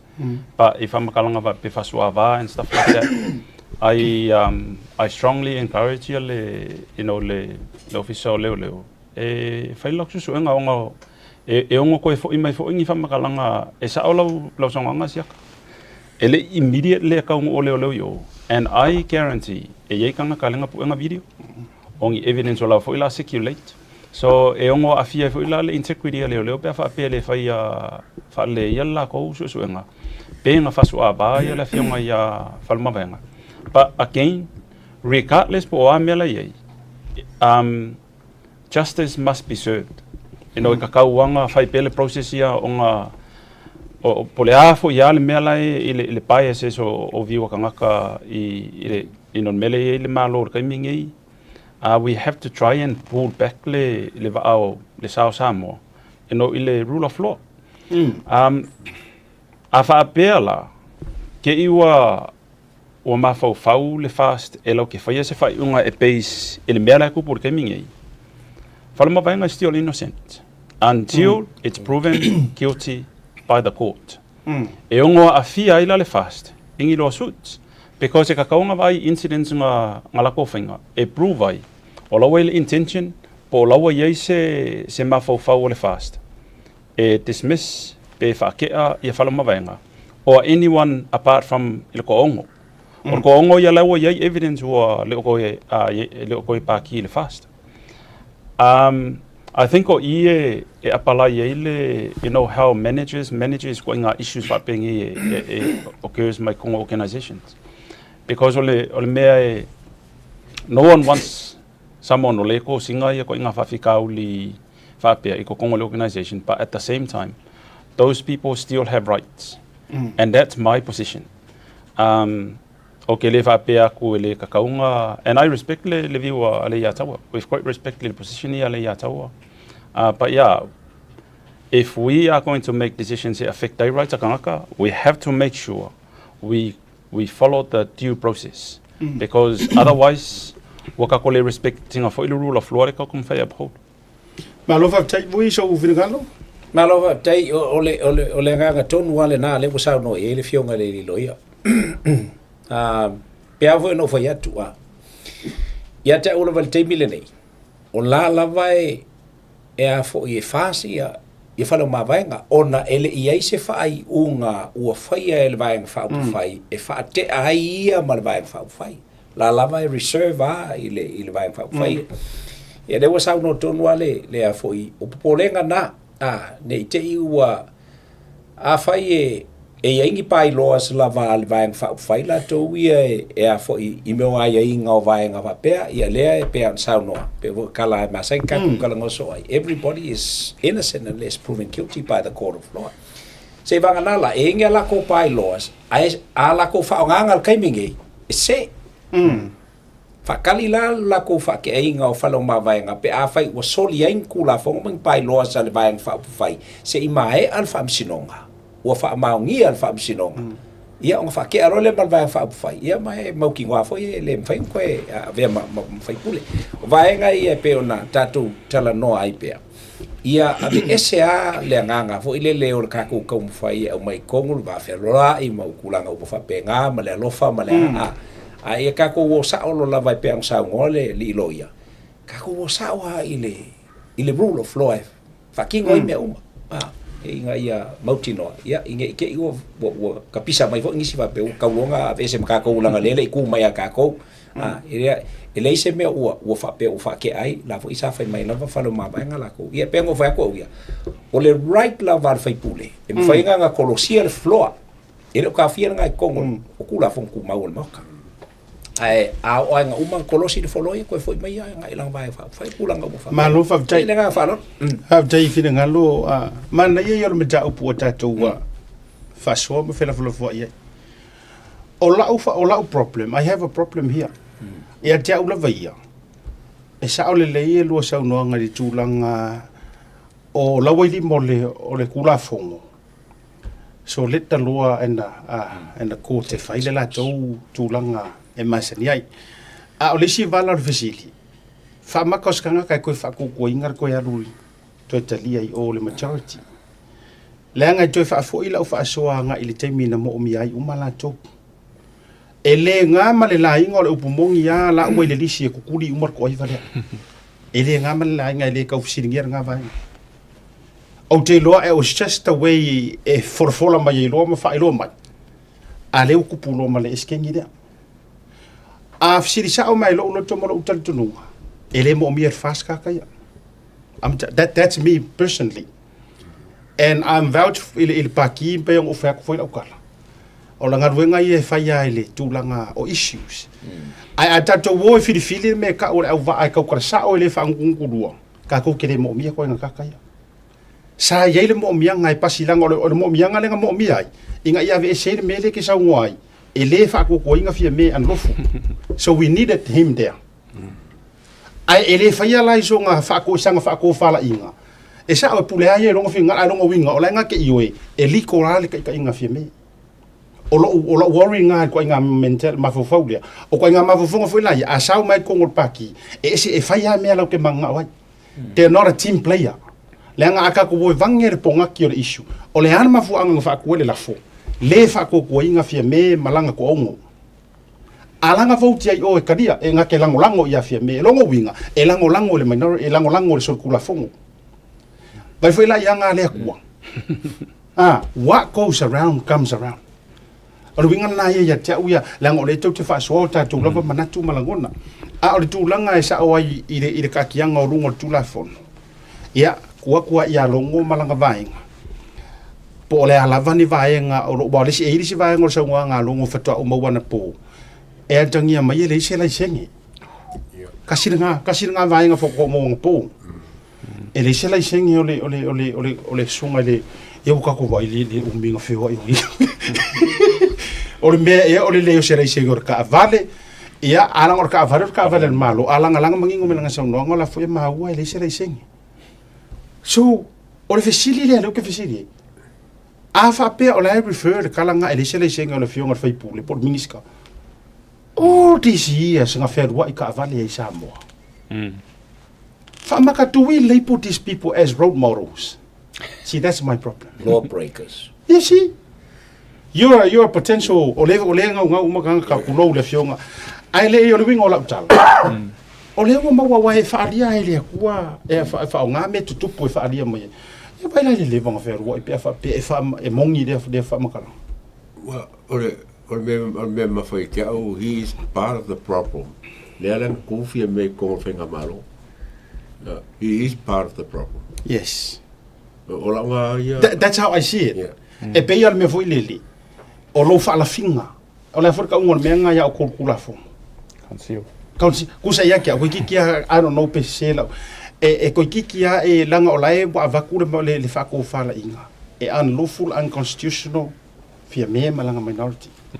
Vai foi la ya sanga nga lua maurur ka fika. Ko palau vale ya ko palau vale ya li mongi leika. Ai le isui ai le kuar ka maro i lunga. Le anga lango ngai lua le mesa o makara fea unga moronga i kumaro. See, that's how I see the mele. Le ala wa mu rola le lima. O fisiri la o fea la ngofo ya nike. Awa e mafainga ko e pea rewi fa mau wa. Fa ko e foi mai ai alu ai nga nga mu o le lima. Ko sa ro ko claim long right. Fa maka fika wina nga me mo e nga lue ma honest ma true to the course. Le selo sang wanga siata va pe foi le finangalo ole ya tawa and ya te o ke le disagree ai pe o ke agree ona as a lawyer you have to be careful ke me avangi ave ya o comments onga o leva ai me kanga ka kaunga I have to stick it kula fongo ole leanga foinga mengi kula fongo sometimes if I may kaunga common sense but ele common sense kula fong e ke fiu e kau fa sanga kongo isi kai ele common sense e paule kanga kala expect common sense langa approach or kanga kale anga ke apala inga kula fong so ya ke ole elongi role model ko inga kanga fa pengi but as a country ole fa vai ile tua ma ole ka kalkongu le ko le wa makanga fa ali mai ia solutions e mafainga sa vai fa fi kauli le these type of people ele kaunga ka kokoe ave kongole mo ko fongo sa mo but I have to be careful ile issue onga ele mafai ya ke I will never encourage ia se decision maker fai se decisions e makua ia afia le writer kanga before the court I will never advise se kanga ko inga situation papenga yes we hope le caucus al fast male executive al fast le el kaimingi the real fast will make a decision based on a policy makula fongo ia le fast anga kama faile vai if e kauhilanga ava pe ko saule afiunga fa mavenga ile fast he is subject to answer some questions why now why not then e kama fai e su e po fele and forgiveness is something sometimes we don't have to look at it apalaisa o ale kula fongo ia va pe o leva ma fai ku we hurt akwa inga melanga e ka kaunga follow the due process because ele mulka ka inga lo le due process wa fia ia malusi anga fal kula fongo le pui ia le kanga ka soifua the human rights ila lord fa vai le ku but I don't le fa pe disagree po agree ya olo because we have to stretch them out. Yes. Ia mawhainga ba ai mai kanga ka okay. Ole awala la le ko ke resolving ai ko inga issue fa pia. And we have different angles of e ko ke fa so lo tele. Ole mana ia foi le ai so no briefing ole mana ia foi le tanto fa so. Ole fela no no ia fina ngalo ma mana tu ele o tau tasi. Ai le ko ke mai mai angles ese tau si la tu no fio voi. Asia tamale tatu pen. Me se volva fonga mai le tatu tu e se mata pule la oso tu ele o le tatu tala no ai dengan tatu tala no ina mata pule nei ola upuale nei no fai atu fa fea ngai loa ele komisinga ele I involve se alcohol le melea pe a fai ele I faia ele I kuia skoko. Le la u koe ka ua nge I le so le walua moli mau ka ua I o le sa involve le alcohol. Ale wo koe whaalongo aku I le whaapunga al komisina. E pe ia, e pe ia e leifo I se laisenge. So, how can a commissioner of police come out mangi mea kau make au mai I le whaafonga anga le tunu? E ka kau o nga make sure wa a koa mea lava I luma o komisinga I longa fisiri aku nga whapea mele ia sawe au mai I le whaafonga anga le tunu mea a koa a fisiri aku I o le ua mau e whaamaunga nga kango fia le ava malosi e se whakari po le ale mawalunga o le malosi nga whaamainga vaenga wapenge ia peo nga uvai aku bonit ngis komisinga le komisinga ku sa o mai kala ile ku wala o mai ngi me kau make ia Samoa tang o le vakena fai mele o fai kwa fa mai pe ia lai ia se I o mai se ia malanga fa lo malo fa tai wa ma o le ma tau te talo fo ile rungo le por kalame e fa fo mai o to wi na mo mai fa fa tala le sa to mo respond le mta pula ai ni fa ma ni nga ni ato video sa to buina o la ia I fangupia tulanga fa pena o ka kia I me umo wai ta vale no tula to buina me kamfu am fanto fa so ta imel ta ia fa so ka mai wa ko ke o fo me na yo official lo a fa lo declare mai le fiona komsina e le me fa pena ta to tele fa ya tu le ani nga yo nga sa fa e longo winga e fi wa e pe ala fer ku kuli fo e fi wa fa ya ta sia tala le ni mo ma ai a fa ya o to ni ata mani tu langa me fa pendei welcome longo to te ya el ta to te ya e messenger send through mai ai wa se longa e va ku fo lunga I fa ko lo fo le o ka mo e ma mingo I so lo te ya ma vai nga fa pena wa langa tu langa le o tu pu o le tatu mtanga ruenga e fo ringa mai wa ai fili po le ale me va tu talia o le ale me va tu le taliana ai lo so sa ni langa o le fatu atu mo si tatu felo inga ile mata u fo ile ai le o le utalir komsina sama tu fa so fo ya na mo mia sa insight mai tu langa tu na fono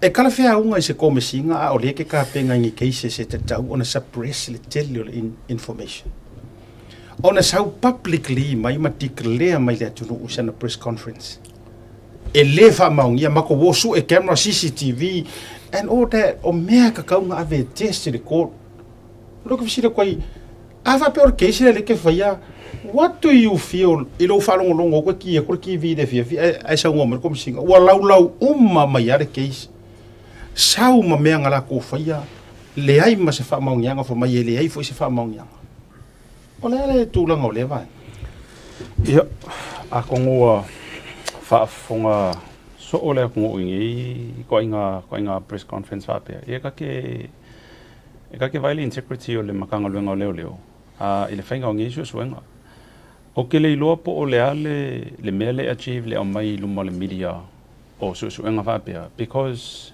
it's not a public kuso lo faile public judgment based ilunga le fa o le komsinga e maulunga le kulanga so therefore there is a possibility a trustworthy langa decisions but that is not what the court elonga ia le fa masingo o langa ngaluenga o ngaluenga mkanga luenga leo enforce le kula fongo aven mka opui o le court e lau ke le fai unga okay lo fo ia threshold e ka kaunga meet so se criminal judge o nga fa ko ama fai lola ia le nga go through but ingi sila ia fa penga a fa pengi maka upu mako ia e ka kaunga fa pe mai le prosecutor male ground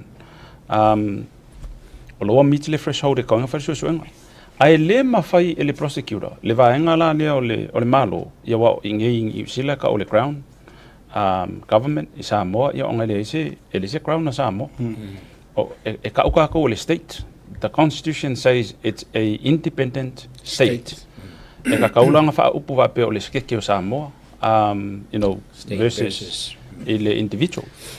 Ele ka kaulanga fa pe le komisinga nga ke fa nga inga langa position nga yel komisinga nga ke sa wifi press conference fa pe. Ore ko inga kali e pe fa pe fisiri ko le media ingi cases olai before the court.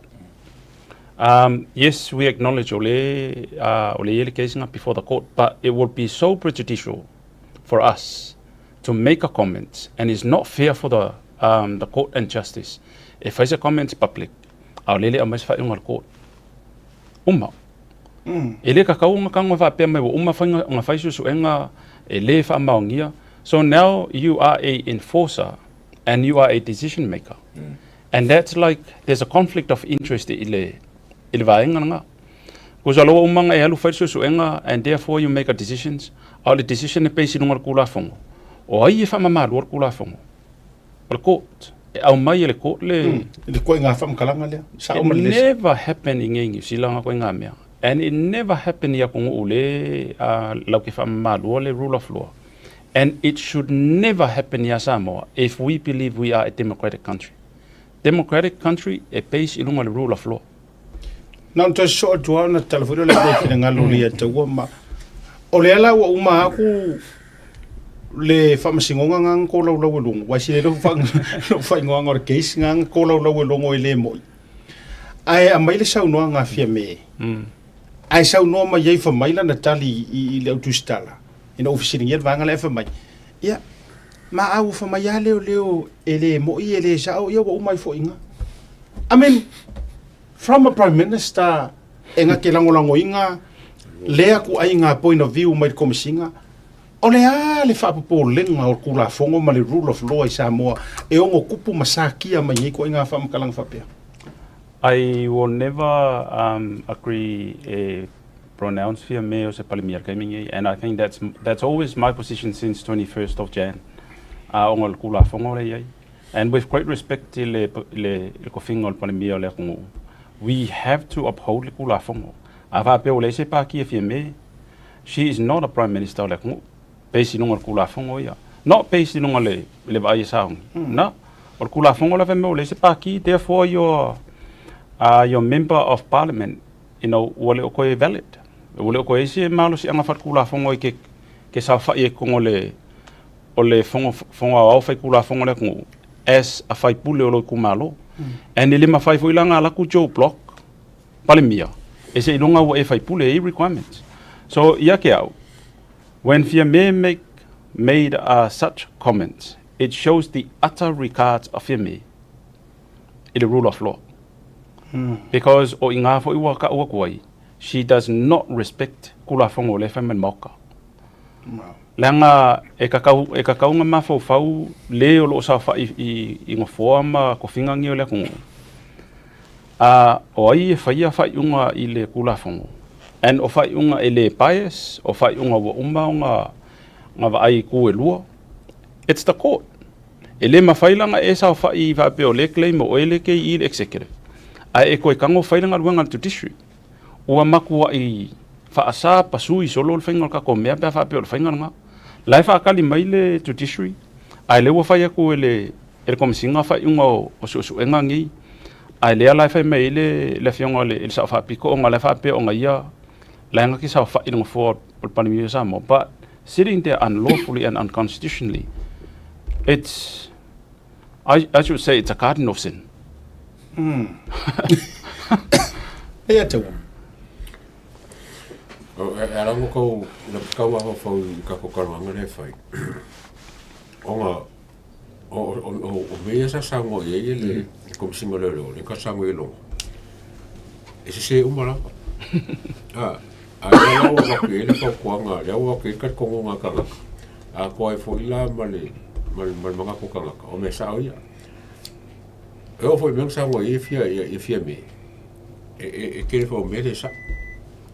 So how ofe le lenga foi le kula fongo. E me foi kangaka onga wale ka foi ka ko pasa sao. Ara o oposition vela e mai e como singa ma fia me. Ole foi lá o mo o mga ko foi. Oi la con e con foi ese se kula fonga fa sa e menge il ma o funge o fam singo sili le pau e mai sanga kusi il fonga fakala i mal par menge o kula fonga le ka ko sa va di ma be se fi me male mo folo per mia o ka kau funge le fam singo sili nga ma se kusi fa pe nga fa ma mo kula fonga par menge inga i fa par menge fa se la ko fa lua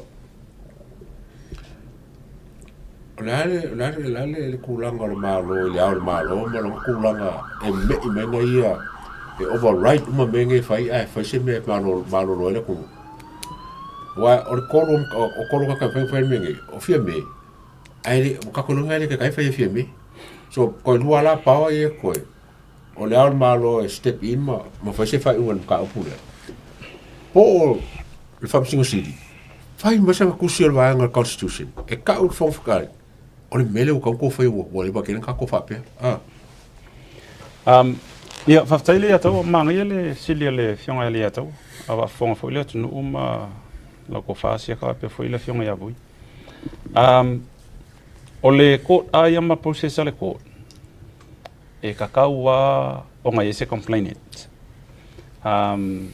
pe lau le mele femai ia le ia kaua le pe mafaiga mai se kusi a le CJ leanga e interfere loa le court e si arms o le afangi o le whainga malo the legislator ma le executive without a complainant longa winga la ua politicize fo ila le judiciary it's very hard pe ava ai le issue le Samoa onga o le vaenga kongua le maku sa fa i le mamafa me le ku o le executive amangko le executive e makua ke le ale power executive e paula le kanga ka e ofila head of state e fainga ka le head of state nga faise mea but e paula kanga ka ia ke o and this is where you have to think outside the box and think on your feet ile ko finga le ia ke oi pole ase awala e ke lo e safeguard ile ko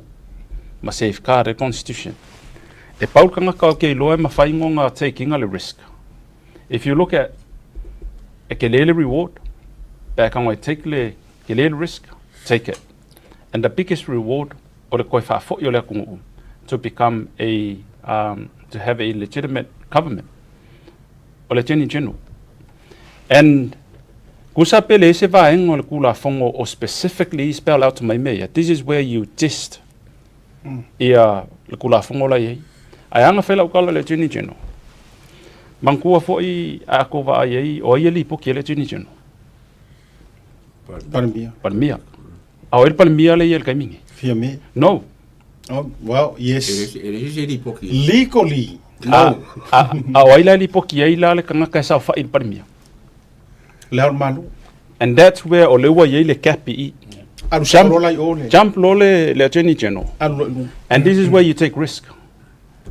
As a lawyer, you have to think of ways to resolve a legal issue. Ya, oleh lah kau aku. La pila kama mai e fu fo imalengi lo ye Samoa. Kau ngus faleku. Tu la le pilo sa uni te fai to me uma te sau no ai te lo foi la agree le fionga ia bu. E saua lau fa mangingonga. O ka se mala malama ko e. Bieleli. Ai pila pengi fiki e foi ma Samoa ile o ye Samoa la sofi ngar vui mane. Fai so that problem there. Olo foi ngakal kunga. We have to look at ways to resolve the problem. Ele se fa fika uli se ainga le fa fika uli se ngu. Ole fa fika uli le kungu. Ma o makanga ai Samoa. E ko kongu ele ko. Kele alo ia lo inga le issue le Samoa. E makua yo fo po yengi lo ye Samoa ke mingi. Aqua le pisa. So a ko va ile ye inga ua le ala wale se kanga kai mafainga eli poki ai lawfully. Yeah, you will have to say lo fionga sa fa piko.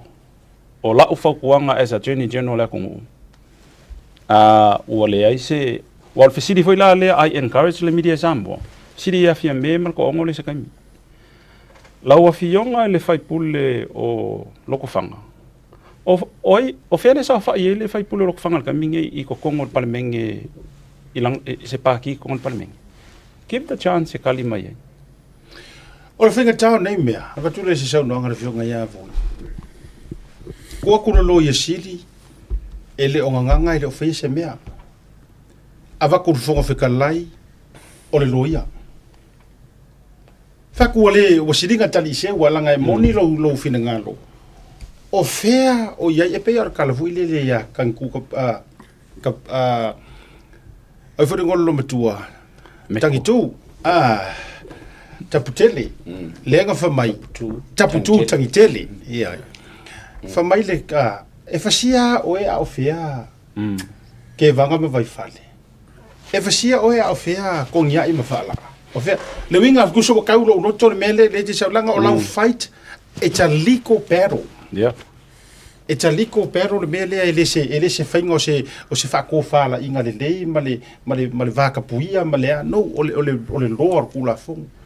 Ale ko kupu meange me o fea e o yele lo yesi ya ka ke musu wango ka mo fo kala o le best friend of me lo fea pui o la so no so fina ngalo le ele vaenga le o so no yele sunga lo malo va taifa se virtual tala le fa malu lo tua ile attorney general but o au termine o le tefeta o le upule le attorney general let's call it solicitor general langa we ele o act ia le attorney general to say on a duty le usau no tono le fionga le ile lo ia ai ia wa hanga ia malo tele o le attorney general sa fa i kongo le palmenge ia o le solicitor general sa fa i fa if so kai mai lai le peno fa tono tala wa un talo tu table pule o le attorney general ona le se me tasi o faia mo le tuno si le pa fai ngoa le o fai ngoa ya we o le solicitor general ia ai ngo ke o mingo i mengere mo ngoa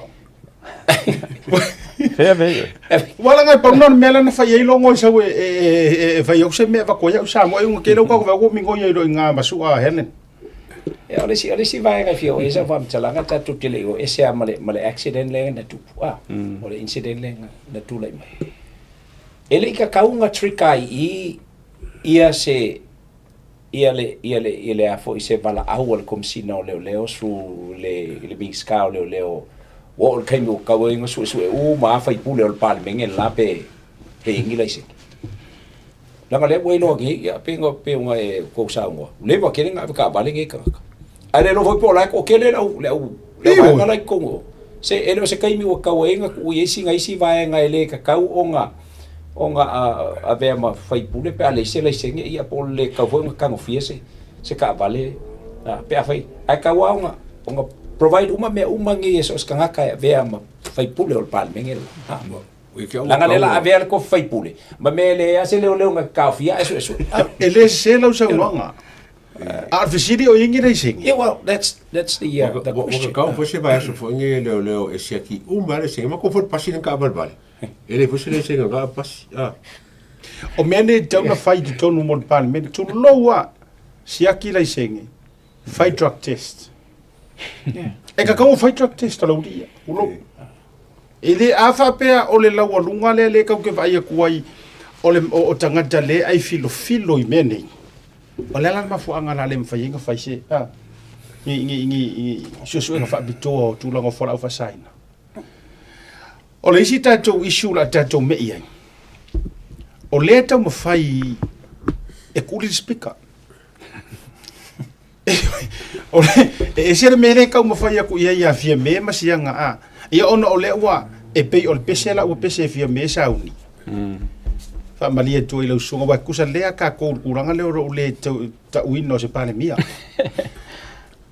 o le pese la pese fia me ua lua ko la fo le sao la fo le kuanga ma le la fo ale fast ele sao longo winga whether you like it or not I am still the princess I ma fo ngol lo mo kuale le yai o le la o tau mawhai malanga ko inga o le wa matua obvious ali to nga lu fa tasi o fia me matu le epa ai fa sanga lo e kili speaker to load nga ngana wa so uma tau mawhai e remove o le mela le mali ai ele nga ka le speaker ka mo fa nga le fa ala remove ai mare sui fo fitalai which is unusual le ko nga move iso o lava se whaake mo kalasi. O le ka o ko rua, o le ave se rua, o le speaker mara sui whonga whitalai. O le lau te whaafisili e tuai. Pe ngā rua suenga e koe maua e se vaenga o le kula whongo. E iai a singa whasi a vangoa. E iai se malo si anga ese. Mai se isi lava. E mawhai e o ngā whaake al whonga whikarai. Tato amata mai e nā ele o isi visili lava ni tau kuru. E lua mafuanga e mawhainga AVC le whonga whikalai lalo whaavai o le akungu. Inga wole koe avea ma sui whaipule, member o le palemenge. Pe awha pe olau appointed to be a minister. O le whaavaenga e kala mai. Any move outside my recency e whamakalanga e mer whaavai, it's political. And I don't think whapengi ake ua whai, I don't think the Supreme Court e lau ke whakanganga pe whapengi ke nge ua ave se grievance ale whangwhikalai e Supreme Court. E kau onga karo kong koe whamalamalama. Onga one mea whailea e kake mawhau whau aku. E peia o lai ka le papa ku o le vale, whenga le whai aku a lai whaia. E sao e lau songa anga nga whai peia o le kaka kukuli. E whai aku o le pasire lai sau le la aso anga ia lai savali. E le whamai o le ea. Like on what grounds? O le whesiringa on what grounds? E sili aku le malosi o le le firm o le ngofoa o le whonga whikalai. Ngai lo le ngofoa lai sa wha iei le sa wha piko kai mingi. Le claim wha pio le ngofoa le panimi o Samoa. Onga le whonga whikalai, he's a member of parliament. E leo se mingska o se makanga ruenga. Ia o le whionga sa wha piko. E leo ko iei se awangi. She is not qualified to be a member of parliament on wale spaki. And that's one of the key words pe vai ngi. So ka ilo ye. Ke ua ofa se kula fongo se po ai sa ngi se sia mai. Mai ua fa popo ye. Yeah. Fa tai. Yeah, mo iso fi ngalo. Only in Samoa. That's the short answer to all this. Now I pe ole vaenga le o lo uai. Only in Samoa, where fools run the country. Honestly, because our country is now becoming a country that is becoming a laughing stock from the outside world, because it's run by all fools, except the 20. I'm not afraid to say that, because I have the right to say it, because I am a concerned citizen of the country. Only in Samoa that a country is run by fools. That's it. Ano fa tai. Le taua so fi ngalo na batula le sia fa fisili. O me o mange o muso kule pama no fia me barbiela only because it's the only option available. So o le diversion le mele ma fa por ki mele inga ia follow inga ia umila pang follow mar be per kulanga le wa ka ko aka kikiro ngele pela lenga me foi vanga e funge sa ma bui foi le ngofanga le al palmia e de fa kula fongo o feo me ye si o ku a ku ngele a pro tashi nge me ye lo e si dia ku le abem ka pule be se fie me pesi ku abem ka pule be se fonf kala o feo me ye lo pe fa ku langa ka mai mal malo mal fa singongo o feo me lo ye e fonga nge mo ka fa mo me se fie me ale ole nga ye fie me ma kule pa fa mo se ko fonf kala e ke bla ia o se por kiki inga e ka fia ele ba venga ve o la uli mo pa ia ma umi per koso mele inga ia la kalaka ia o ki topa o falo per ka pule a vai nei le o langa to lo sto ino tu le pale o tu pule mele o Ua lea se o langa se senga ma leo langa o le to inga tangata pam pia hui le te vai e whero wa i pia. Tu lou. Ua mafuanga o whaiak. Ngā o ngā saungi ala akuri e whaile la fuero e se fia me punga marka maroa. Unconstitutional, unlawful. Ai ngā o whaia kua wale sao. Punga mai marka maroa. Kuli o speaker. Ko se matua o langa le mautonu le winga na o la utala. Wa le longa se mea e matua le o le sila ofisiti. Lau sunga le lo ia marfa soa a le fionga vuima le eto. O le ango fale o le kangia kuila e pala ave e whaati al tufon fitalai. E mafua mai I lona wha liwina o le tulafono fai mai. E iliko pe unlawful le pā loka le kuilunga o le fonga fitalai. Ma cast langa vote I le vaenga vo ilo suinga o le constitution. Le na sui ai le whaavai mo miele rua vai toru. Fa mai lar kari kongonga o kuila e pala e whaalau iloa. E le pā loka le fonga fitalai. Se I vangana ua whiriwaa pe ua iei se whaale mautonu ona o ia lo lai kas langa paroka o langa paroka la ngai make a difference o la ula fisili o te vatuai la fisili le nei e maieni o tō whiringalo mbese fo ilo sunga le loia o le awha whiwhea la ngā mera oi o ngale kaulia le vote le amatanga al fonwhikalai o la ilonga I kumaro. Ai kaulia le vote al sfuru pasengi. O la fisiri mo monga. Whawhiwhenga siri ya kuna se vote al kanga waku kukongu o al sfuru pasengi. Wala ia le whai puri o longa I kumaro. A lewa wakura e piforinga mai ea manga ia. O ngā lua hai leo le ngai kumaro. Lua vote al kumaro tasi. Ai le o ai pea le kumalo le fonfikalai. I le swing o le whaavai e au fia o mai sa mo a koa. Se menga se wha tō whara inga lo sunga le loia. I think I saka ngā wai e kali le fisiri in terms of ele fea. Ele fea le because a fua foila i mankua lua he to le pillars le kongo le malo. Mua fonfikalai lua palemia. A whapea lai whai mai le kaunga vote le fonfikalai. And these are circumstances le pe umang o ka ua le whakangonga se kamio sola. This is where the principle of necessity can apply. Ua manga o mia le whaonganga o le mea kaunga whai. E vai foila pe o ngai saungoa. E vai foila. A whapea lai le vai le speaker I issues nge a fia I le malo si anga wharakula fongo o ka ngaka o longa I kumalo o le la a fia le constitution ai le ngake le castinga sanga vote. First and foremost, he is a member of parliament. A whapea la cast le vote a le palemia. La lan mea lenga ngā whaasa le casting o le vote a le speaker.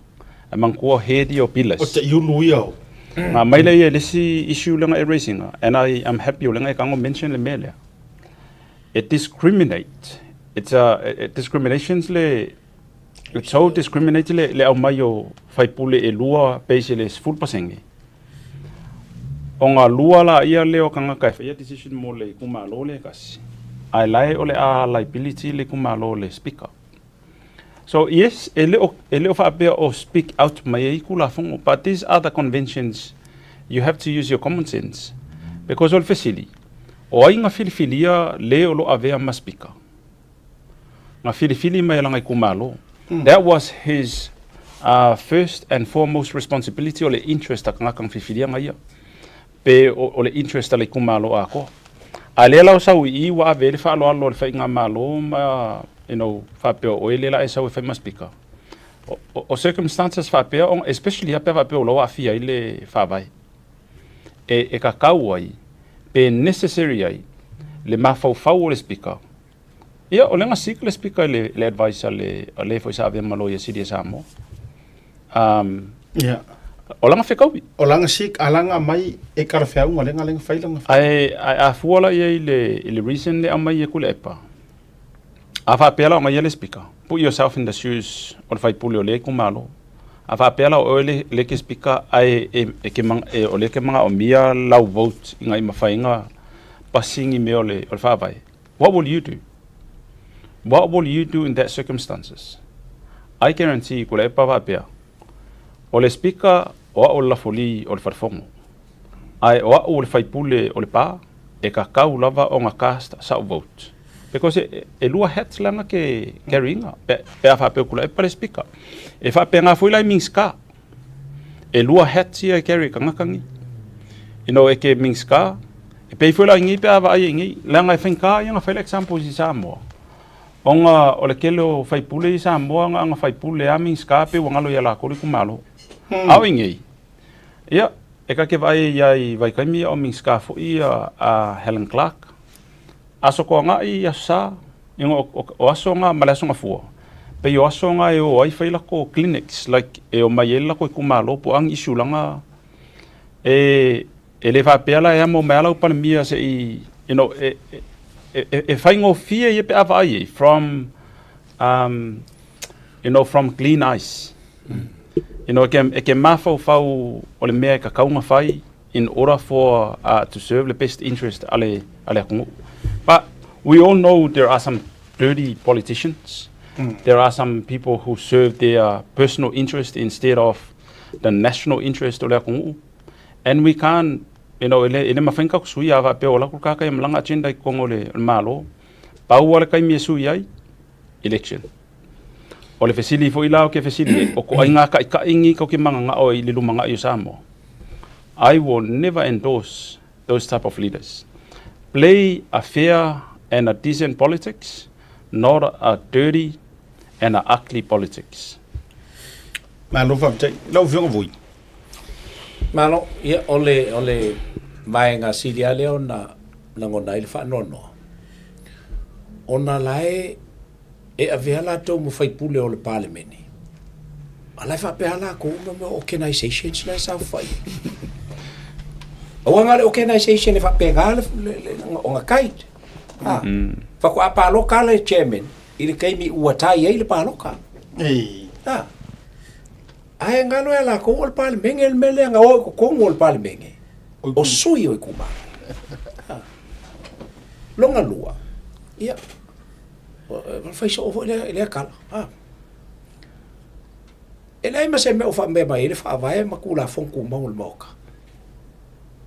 E ei se sika kai lua ngia le whaawinga inga o la fongo le mauka le. O ngā o le fofonga whekalaia. A le la sau ia le whaipule o le pā. Malanga wha organisation le. E au mai e whaia i le parlemenge o Samoa. Oi au e. Ko whaipule. E o sa. Se whamolmori. O lai kula i le kamalo, la ngā lai kula i e whaisi. O la ka au nge le hensara, ai le mau ai, fiu le si whaipule, ma le si whaipule. Sole. E le wharo. Palo kari nge kumalo le isu lea, le isu ka ua, le isu le. Ke a rewa la lau e fuaponga o singa. Whako i nā teimi la whai e fu ai e roi. E tantonunga o le au kūrunga o kula i o le. O le whong fitalai. Langa i le ngalo o ia o le whaipule o longa i kumalo. Ai ole koe o fa mai o ile afu. E vaku ngei a le kaufe kuli e fo al kau ai mai ngai fa msingo siri ma le ofisa o fa msingo.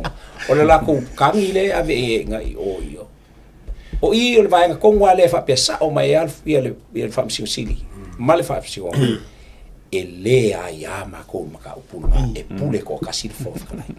E a tawani feso pe ngalo e un ko e fa americana ver fon fica lá e nga fa ya o loma. Vai o roia. O se me fa iru. O se me fa iru kula fo. La uso ngare ate.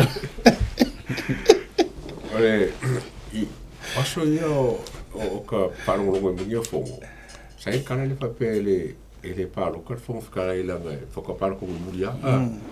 Sa ka ola bela mo ko ba fo sa primeiro le paru ka fo fica ele fica wile me. Ia o ka ko wala nga fa puma. Inga ua whaile whongo de aso lea. Ona sa whanongo e whongo. Whanongo kolowa langa e luam ka upunga langa e whongo whakalai. Al me momo, al whasa onga o le whanga le, o le mumbela o le lua bai kolu. Nenga whasa al whongo whakalai. O le lua bai kolu, o le kolu lima. Ngomangingo a le, kolu lima, le anga. O le bai ngalo lua whai whongo whakalai. E paruka. Whamangingo a. Whamangingo le whaia le. Ele whaia le paroka. Le whaia le paroka. O whanoko, we, common sense la, make sense la, kia mele. A kongu le la, sa mo me fwoi ia saungi. This is where the doctrine of necessity comes in. O lofa common sense. Waranga, necessary le mele. Mela ko sa mo e kaunga, whaisuia le kumalo. Ia kia ura. E le se mele, inko e fu or whakara, o le whakawhasingo. O le wa clearly explained el speaker. Ali, whaia mga upa. Ele imaro si folang ke mo ya le ha pe foi o mai e feme o kolwo ya a pe mori si va o kolwo ala fa kwar fon falai kol lima longa round up pe fon falai le fonga ele and which is nga sawar paro ka kolwo sawar kolwo a ku se foi la pe kol lima e malo e pasia yo anga le paro ka fon falai e malo la but ele fa pela nga su se fa nga malo nga ala ka paro ka fon falai longa ma fo le ku malo le reason nga ele fa penga nga ngalang paroka wa ele pore fa pe fa inga pe pa wa me o la ma fa fa kala wa sa wa ila le upule wa kala fe ngai wa le upule fa ka wa wa kala fe ngai it's common sense it's a reason e ka wing paroka fa kala palo fa tei wa falono tata tur malolonga foi mai fa o pokalam aru e fuiro ki kwa ma alili ya ngi kai mi ana te no fo no fu fiu ko inga bala we mai me ai tatu malolonga foi mai fa mai tatu pokalam.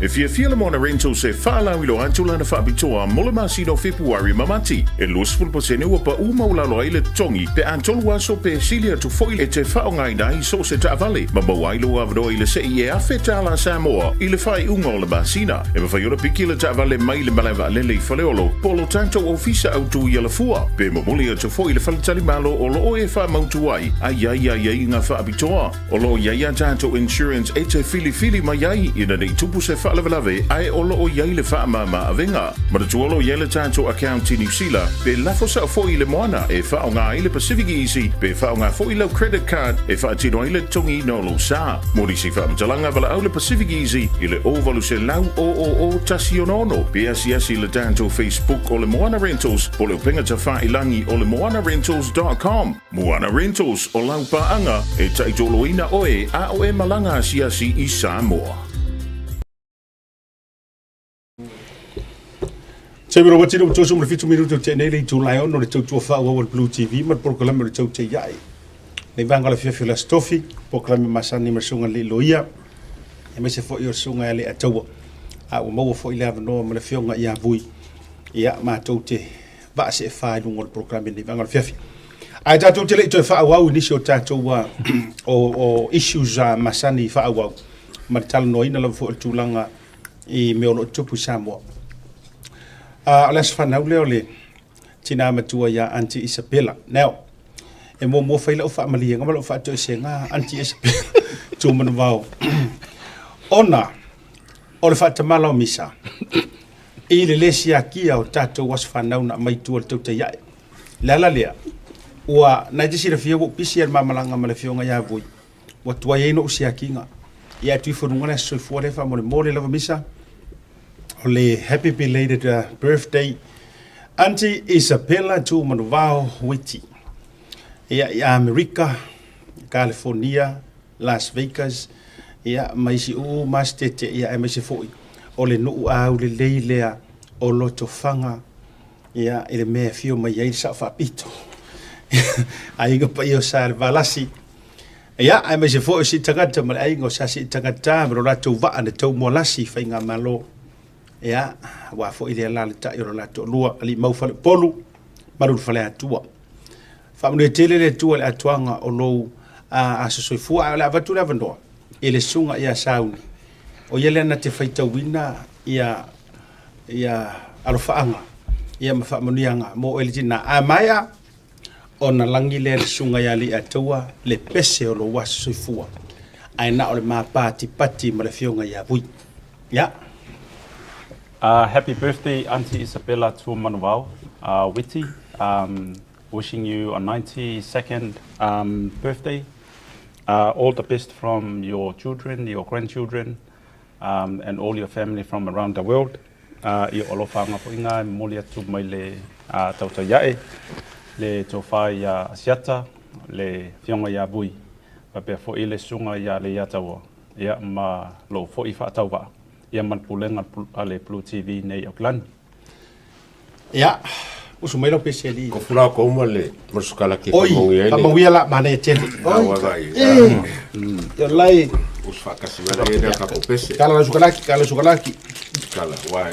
Misa, ta oso sukalaki. O keke, vai le a misa lo.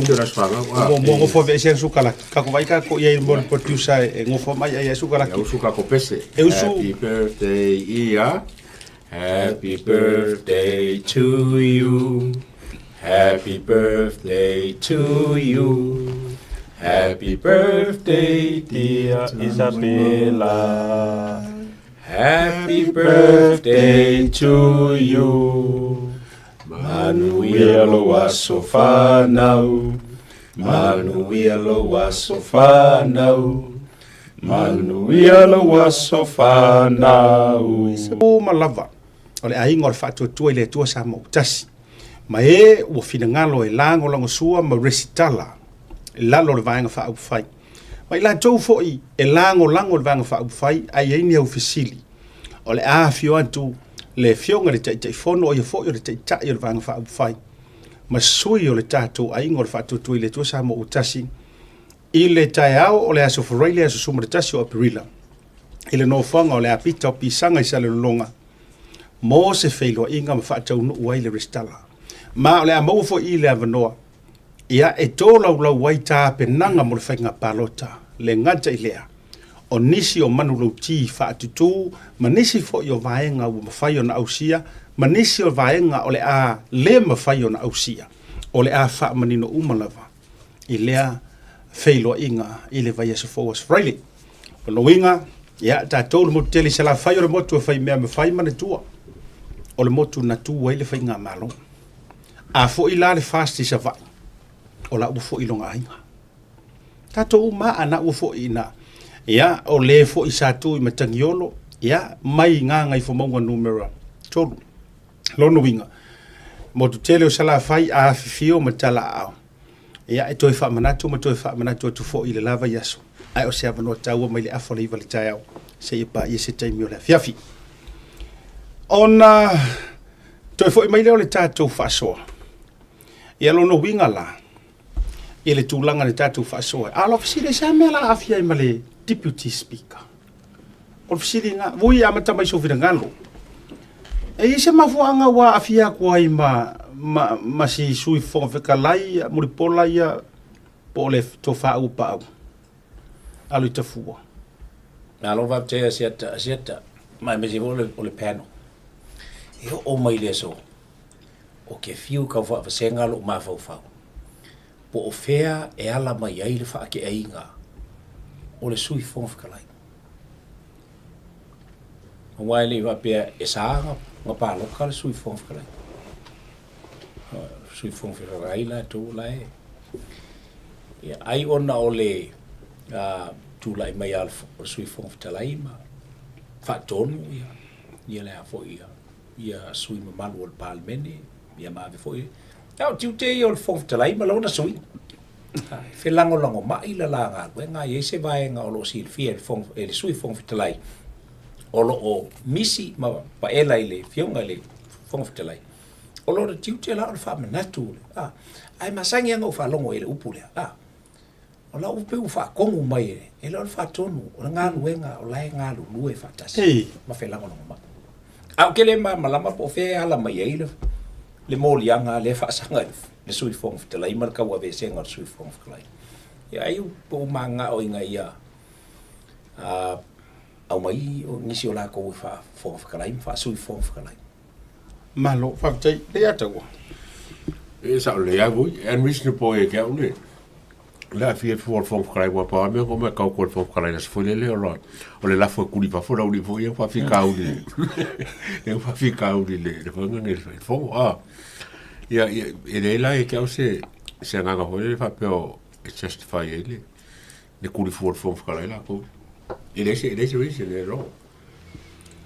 Malo fafta ia sauni li lo peke wa mo mise reason. Ia le fango ka so series. Misa se ko ai lunga constitution la ko fa mo la lo ko si ba si ka man va ngali le. Il article 5 o le constitution nga ye le election of speaker. Ya. Sa wala ila lo le paenga kolu o mafuanga nga o le ale ko speaker se ngaka.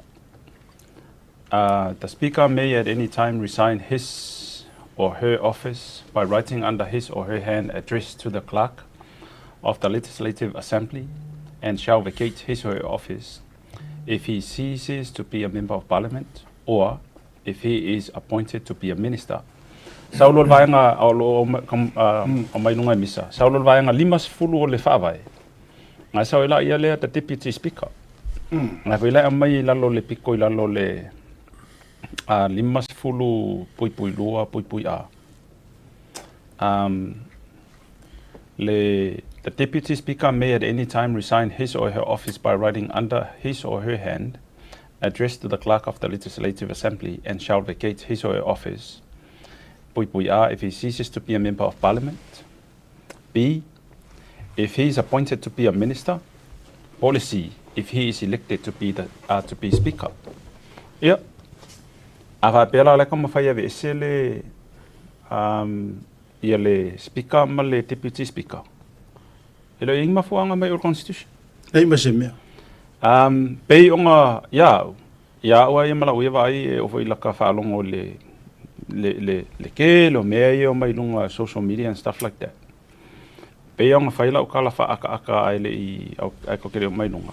Aua ka ko ke fa fair ki Apollo. Abala o merki Apollo awangi ka ko falongo. O le kele nga o fa fika o lilo ye. O le saua o le manga kolea.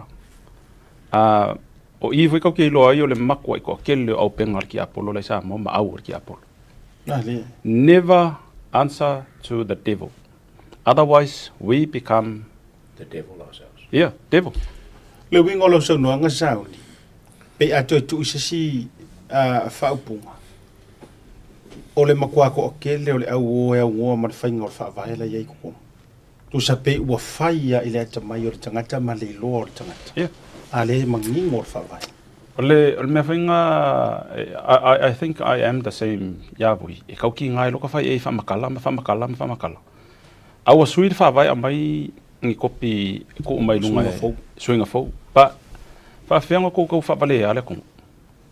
You know le fa mai le fa vai nga ko kalangoa a ko yai fo ila o le fainga malo.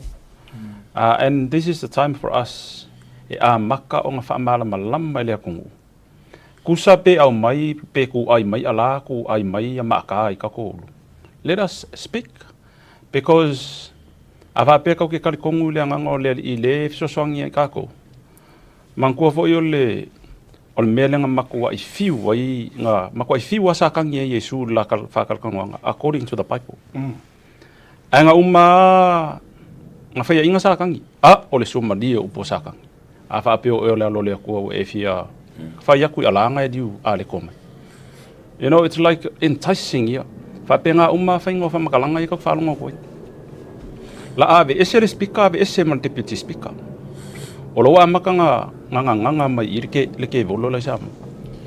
O fa wa unga la lo so no nga le langa manga ya lo comparison le wa mai. O kali Yesu. A kali ya sakangi. Nga refer the constitution. Ua tu sia. Yeah. O constitution la refer Yesu. Kuspa ia. O la ka mo fa ya kusakangi pe ya la o melia. Afe o le alo le kua inga fikala ia I maa inga ia liu ale ko langa ngai fast food wasonga ke anga pongi I wa fia ai. Ai fa merkala le kari Yesu. Ua tu sia. It is written. Yeah. E le nga o mea ai o lai kangaka. A o fionga o mai kulei mai. A upu umai e kulei mai le fionga yo. O le mea whainga lea lai o ngā maku se mga ku le kako o le sau o lea le mai e runga o le mea. It's like we have to respond. I don't have to respond to someone's opinion. If you want to challenge my view, faali merkula fongolo ke se, and I am so open to accept change. Pa afa pe le se kula fongo o personal opinions ngai. Sorry, I respect your position, but I'm not going to take it. Ole approach foi langa kang kasamo. Ile kai mingi.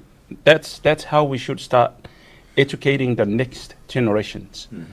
Especially I lesi yonga masinga e yer kanga kalai lua se fulu ka usang kai mingi le lam fainga paluka. Pe ava pe lesi yonga masinga lua kasi ka usang. Lai le va le lua se fulu malusu kasi.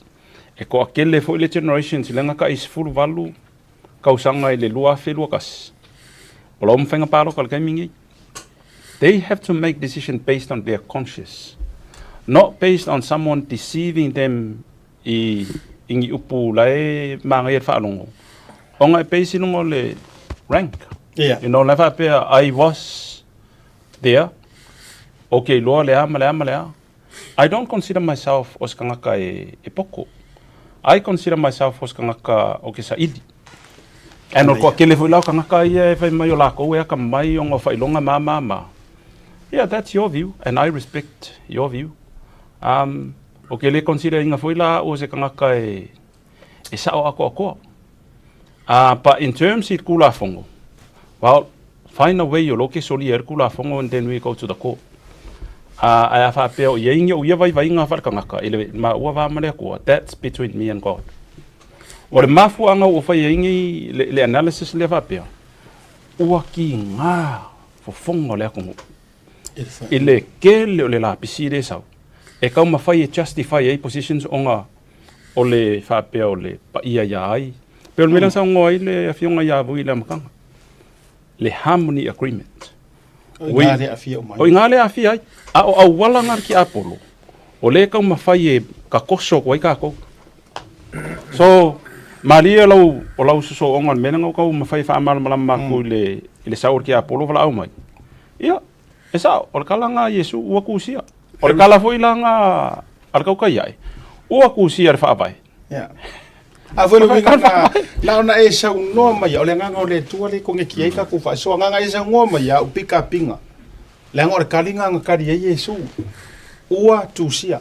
O le ale mela kusia. Le refer a fenga folder I. Ale refer Yesu mela kusia fenga ko. Ua kusia e le nga o me ai o lai kaka. Ua kusia. Lono winga. Even God, Jesus himself, lai ai ang kuskusinga ma meang savadi ai. Whaavai. He himself honor. Yeah. Le whaavai. Mawai. E le isau si ise makala langa le mai ua kusia. A le mele karango mai et ko kele ole e whao ngā mai le office lai sau whai ai. E wha sau sili et karango. Ai ki ai le constitution. Ui so viranga. Pai le to ise la ngona tele le nama ta upo wa pe au tatu o me ai saka ku kalango ma batu tele o temi sauni ol pale mengele la e ke le alo ke mi kai so vai lo ma so poco o inga ol pale mengele la pa wale me ke alu o e ke au penga ai mo mua o e malol pa lo ku kusa umaya o ko ma kala ke le vai lo ai pe ke fa vale ai ole ko fa male uka me langa mai le kua le ka ku ke kana so vai o le kanga ka asa ngoa e longa sa ngoa afkalai e longa afkalai e kuli le kula fongo ai I winga fa alalo kanga La ko ilo mar fa mau. Fusi e ilo ma me o. E le sau no nga Trump na faia lau te mauti America. Ai fa mo ori fo kilo ai le sau no sau. Oi ia sunga le atu. Famaila na tala inga ua kele mangaku filiro nga iole ke miro ko la ko ka malua fisile ku le suile a famaila na tala. We don't need new laws, we need new leadership. Famai ele se me ko ka sui he fongi loa mangiloa le ka kusi mai ma paul mea o mai follow I le melia ma mai fa maungi ka usi me ai ku sol melia ka ngi mai e la ku lo le lida e ukia le melia fau lo langa new law fau langa new policies ave kala ka maro e se puku get off for ku mai siga ka what's your take on this law? Shall we change this law? Shall we ever make a law? Say we don't need many new laws, we just need new leadership. Yeah, do. Wa ko ya Fingalo ma ko foi ko sangwanga. Apa wal me leo ke kiro ko le fisile ko basa le fe mai. O ke minge sa mo. O le kelo ki Apollo ho nge ma. Ki Apollo ko ma lo. Yeah. A me pe eski Apollo fo finge. A pera ki Apollo se ko mai kai. O la ka ka wai. Pe eski Apollo ko mai kai wala ngo. Ke mi ma ka ki Apollo o ka ma lo. Ora ki Apollo. Porque apoio.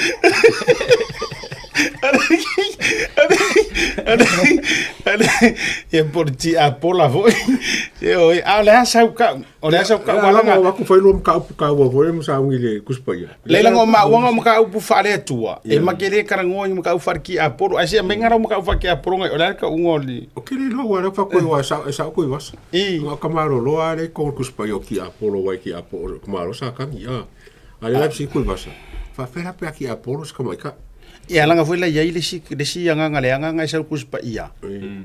O Jezebel. Ole kasira nga ki Apollo ko mai ka. Ya la foi nga uru ki Apollo li ko nga Jezebel. E mau ki la pia dele mo sa mo. E mo wale le ia vui. E mo wale le ia vui la su. Ala su ko. Ala su ko. E ia não. O aura e ir ka fa mai kia. Fa mai or ki Apollo. O le di. A o fili. Or kamai kai.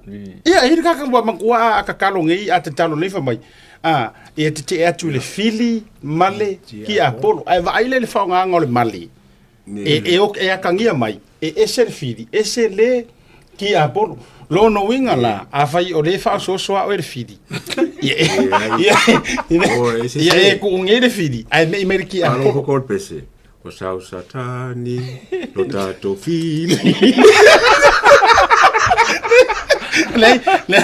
Leila, wa o le e ka fu me kia. Ei, o sila rube makasila me kia me le. O ia nga. Ho mai. Asiaka. O la ua fa la uia mangaku o ngoro loko. O ki Apollo o le ri. Yeah. A o le fili, o ka mai kai. O fa kola sia menga sa fa ka inga ia usese la me e ro fa mai. A o wika i lo ko rua ki Apollo. Ai a fa ko singa a o ka mai kai i la uva ai o le fili. Au ila saka. Ole fa la. Si menga Wa le nga ole. Atatu tele no le ti Apollo o na winga o winga lo ai le o le tangata o ki Apollo sa o ye kuali sa wa wi ma fa pengela o sa kangi o se angelu fa finge e o longa winga ka ko ke wala markala o fa finge o ole ai ole ki Apollo lo vai o le ngola u tele ave ini winga le anga ai ala le fini esa ola. Oi, o ya de que nga rua fili. A foi ole o winga le anga e o pe o fili ole no winga o fai mau fili lo ola. Ia. Ko venga nga ko fa ko fai o fili vai nga maka o fa sa na ma to fa sa nga mai ane na u me no pa. Fa sa nga mai. Awala ngai pi pala ai ki Apollo e kilo le mala mo kilo le fili ai ku se ki Apollo wala vai por calambi car fiku ya ele me via fio mo voi se ata ya la so tayao ya o te lo longo pu li pe isi tato por calambi la so tayao no tu la ngoli fufuanga fo ese mato wa onga lupe foi va ese e ona le na male laina ia e vala aulia i fo ile fionga ya voi me se fo ile auso nei ia ile launching fo i maritala lo i tusi ia ale sunga le lifo mai ia ma amata i fo i tau mo fainga male tutu ali tato lo mua o le lupe foi va ese vole nei foi tau sanga to vi fo misa fa mo le ngala aka ki Apollo ele vi fo tato me lunga o le tato address le tato te felo ia le so tayau e ia le fa mo ngala va ia le lo mua ia male malo fa alo ngi di tau le ono ila fiafi ia ai mo le lo tele o tato u malava e tatala lo ia le tusi i le tau le valu ia a fa le fiku wa ia fo o ia awana ona uma si feilo inga lea ia tali ruma fale fo ia le lo mua lupe fo i vau ese wale au malanga le aso ataya ia a umama se so o tu i lava matatou ia wone MC le avanoa ele ngate te rista lai le tatou ongorangana malenga nu page na lo walu i lava ona e messenger mai la ia leo lo swafa ia ma e restala mai ia ona senda tu le link e te aonga mai ai lungo le sum e fai fo ile vesenga fa abitoa mo America e fua le tu taimi e se lava le vesenga mo auto e fua le taimi ona e fa ile lima i tula e vave auto na i lora matou i tula fa pena fo Australia so fetutu na i lava le tatu ai after hours uma tatu wa onga ile mai ai o ngā luenga lono winga e tilo i le tā le fitu ana ile afiafi i tula ma le afa i mata upu te tasi ia tulanga na le tatu wa fuafuanga mo le aso te au ai longo tulava le sfurulua pai 12 noon tomorrow wa maua le atoanga pe fa wa tatu proclaim to te ia ia pe ole atatu fa pafala ia mole vaenga ono le tatu fa mo le aunga ia la foto lo fionga vui isa so no fai ule nei vanga le fia alo va tai lo to fai vai malai salo vi ele ni no o te mo le toile nga fa te tele ile au va i lo to fai vai malai o te fo i ole to te ia va pe fo i au mal o tafa i le sunga le tau va pe fo i le sunga sauni ona o mo fo ile nei va no le la kwa vai aso tato multimea ma tato militino e sai ole por kalama ia e mole toile nga ngol fa tai on ol tali na lo nei vai ia ina ia fa pe ona tato nga lu fa tasi lo nga lo to na ia ai ono te mun fo nei tato ti toe fe vai ia lu nga ole te ia toe te liu mo le fa yunga nei vai aso mo le tu no ia na tu ia la fa fonga mai el tatu ai ngol va tu le tu sa mo tasi lo fionga le te tai ia mi se fo yo i mau lo ngol tatu ia ka ko filo ai ka ko fon kap ia va pe fo yo na mo le to ia fa malo man fa tai si o tu malo mi se fo yo si o no lano pe fa fonga mai tatu filo i le so fo il tatu malai i tal pelele ia va pe fo ia fa moe pe ono to fa fonga mai yo la u fa la tele na tu le stala le te mi ta tu filo ye le son fo mas fo ye fa fonga ngalo tele fo ta tu mo le tu le nga fa malo mo fa tai ye ono lo tu tele na fo yo lo vai ye ba o bale tu lu ngole na lo tu te ya ele nei ba yaso ye ai fa malo fa tai o tu fo yo mo tu te ya tau ina ya ngale le tua ia i awona uma ia o alava fo fanga o fe ngai mauto ia ile te inga lo fa le tu i lo tu so fo me lola nga fa lo ia ma lo fa tai fa yo lo leo mo fonga tau mo o le songa ia sauli loia me se fo songa ia le atu mo le 25 te tele fo i lo sao ia manu va lungo le tatu proclame a mata mai lava le tamalanga i America ia ele na male laina mo wa lo lungo nei proclame o mai fo le nei vai aso ia o lea te tau ona whaonga fo ina iou wawanoa ia ina iou ainga wala ngai le umi fo e toi taliu sa moa ia e pitai ia o lea mai le wha mua e lungo le tātou programe malau tau tua upu wale atu nu sanga iane ai o le tai o whaiva o wale toi taliu o le uto no whaanga mato ai ai uli mo mato tap tapuai ia tālo soifua le lofa maleanga le leo le tua whafua lewa lo soifua ia o mai se fo i lau tau mawhainga i tūlanga ole tau tua malo ia la lava wata oto ia ainga sa tuala ia mare matua sa murianga ia me se foi sa pistala to ia mare pule se li mali to vatu ia te feo mo la tu foi ainga ia la wata oto le to fa mo fautanga ia wa fo le feelinga ia ai mo tele to time o lo o ia nei ma fa no pia nei ia a woli tele tua ia mo fo so lo malosi yo e wale nei foi bang ole fiafi ia sa mo por kalambele na le tau te ia a mangalo sa matou upu o le tau tamali to fa fo i mai a matou ia i se le leo le nei por kalame ia fai mo tatou wala i malo fela ila so te au pe a fesi por kalame ale ai e longo pu ili lava le ngata ilea mo ia le lo tu weekend so i fo